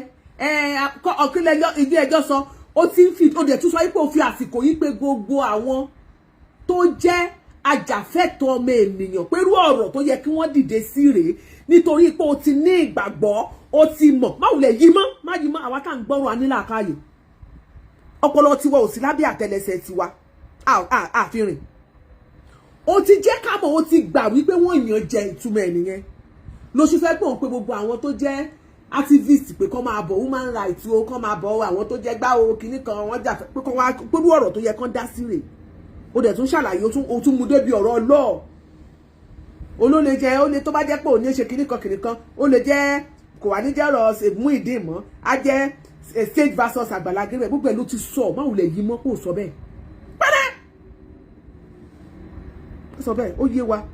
Bẹ́ẹ̀ni ha lo bẹ́ẹ̀ sì bẹ́ẹ̀ ká mi ọ̀rá àyà tí mo fún èrè sí mi ò ní bẹ́ẹ̀ lóhùn bàbá àmọ́ bẹ́ẹ̀ kú ọlọ́wọ́ dá mi lẹ́jọ́ àníyàn mi lórí tí mo ṣe tó bá lọ lẹ́yìn tó mo ní interest kankan mi ò ní kankan ṣe pẹ̀lú Agbala Gabriel mi ò ṣe pastor mi ò ṣe blogger mi ò ṣe ẹ̀yìn ọ̀tálẹ̀ ọ̀rálẹ̀ ò báyìí ṣe business kankan ṣùgbọ́n gẹ́gẹ́ bíi pé Nàìjíríà gbogbo àṣà wà lẹ́nu kan bá fọ ẹ̀yìn létí sìn lẹ́nu tó fọ́ létí wò bá fọ́ tiẹ̀ tó bá lè lọ report tó bá lè lọ jọ̀rọ̀ court ẹni tó fọ́ létí nǹkan ni ó máa ṣẹjọ́ cancel tó wà.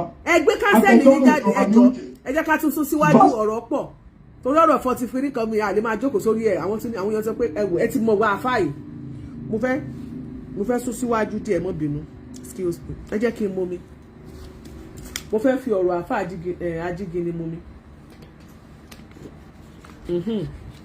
yáfọ̀rọ̀ ayé mú mi díẹ̀ ẹ jẹ́ ká sún síwájú díẹ̀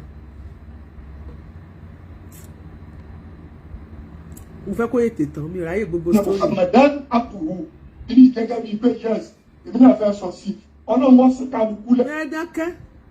Mùsùlùmí ẹgbẹ́ ìgbésí ò lè wá èyí ìyẹn Agbala Gabriel àti Muyideen tí Muyideen ṣe kúrò lẹ́yìn ọlọ́mọ tó rí náà màmá Muyideen dà. màmá Muyideen.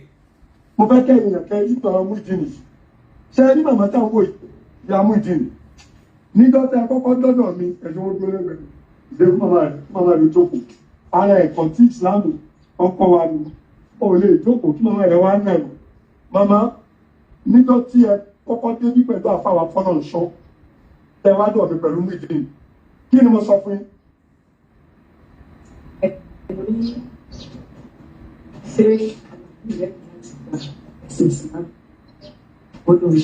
ẹni ṣó rẹ́dì láti gbèsè Islam. ẹni gbọ́dọ̀ lè ṣiṣẹ́ ṣe lẹ́yìn ọ̀gá sí kankan lórí ẹ̀kọ́ ní ọ̀pọ̀ ìpínlẹ̀ ìṣẹ̀fíbáṣe ẹ̀sìn tó wà bẹ́ẹ̀ lọ́kàn ọ̀kan ní ẹ̀sìn ìsọ́láìtì láti ṣe ìsìlámù padà náà ní ọ̀rẹ́dì pẹ̀lẹ́ pé ní ìsìlámù náà wọ́n bí ìlú sí. Òun ò sì dédé lọ sí ṣọ́ọ̀ṣì wọn gan àwọn gbé òun lọ. Wọ́n gbé òun lọ kankan láti ẹ̀ tó tẹ́lẹ̀. Àwọn náà gbé òun lọ tó bí ní iṣẹ́ ìlú náà ni wọ́n padà sí. Màmá lórí ọ̀rọ̀ 5 million tí chief kọ́lọ́ lóòtú sọ nítorí ọlọ́run fẹ́ lọ pàdé ìjọ kan tẹ́ ẹ̀ mọ́jọ́ náà kí lẹ rí sí. Ẹnìkan pọ̀ sọ̀rọ̀ kankan fáwa tàbí bẹ́ẹ̀ náà ṣe ń gbọ́ ní orí rédíò láti ìgbẹ́ta táwọn olùgbé látọdún wo láti sọ. Àbá àkẹ́kọ̀ọ́ sọ̀rọ̀ owó kankan fún ẹnìkẹ́kọ̀ọ́ báwa láwùjọ owó kankan àwọn ọ̀rẹ́ nìkan kan ní ìlú gbọ́ sẹ́ni kan tó sọ fún apẹ́ owó kan àdìgbé kan kò sí ẹnìkan kan. Ìbò ni bàbá kọ́lọ́ lóòtú tó wá gbọ́ yẹn. Èmi àwọn bí wọ́n ti gbá orí búkú tẹ́ sọ ọ́ láti ìgbẹ́ta. Àwọn bú bàbá ló ti. Ọ̀rọ̀ gbàgbà ni wọ́n. Bẹ̀rẹ̀ káwọn ọmọ ṣe wí ilé. Àwa la ti sọ ní. Bẹ́ẹ̀ bá lè tún nǹkan ṣe ipò tó ń wúlẹ̀ máa gbọ́. Bẹ́ẹ̀ ni pé mo wí bá tẹ́ẹ̀ bá lè tún nǹkan ṣe èyí bàǹkà ń jẹ́ ẹbí máa ti ní. Ìyá Muyideen ó sọ statement kan ó ní tí kọ́lọ́ lóòtú ò bá lè tún nǹkan ṣe kò yẹ kó ba nǹkan jẹ́. Ìyá àjàrà àbúkà ni yóò dá fún mọ́mí Bọ́láńlé Ayélabọ́lá.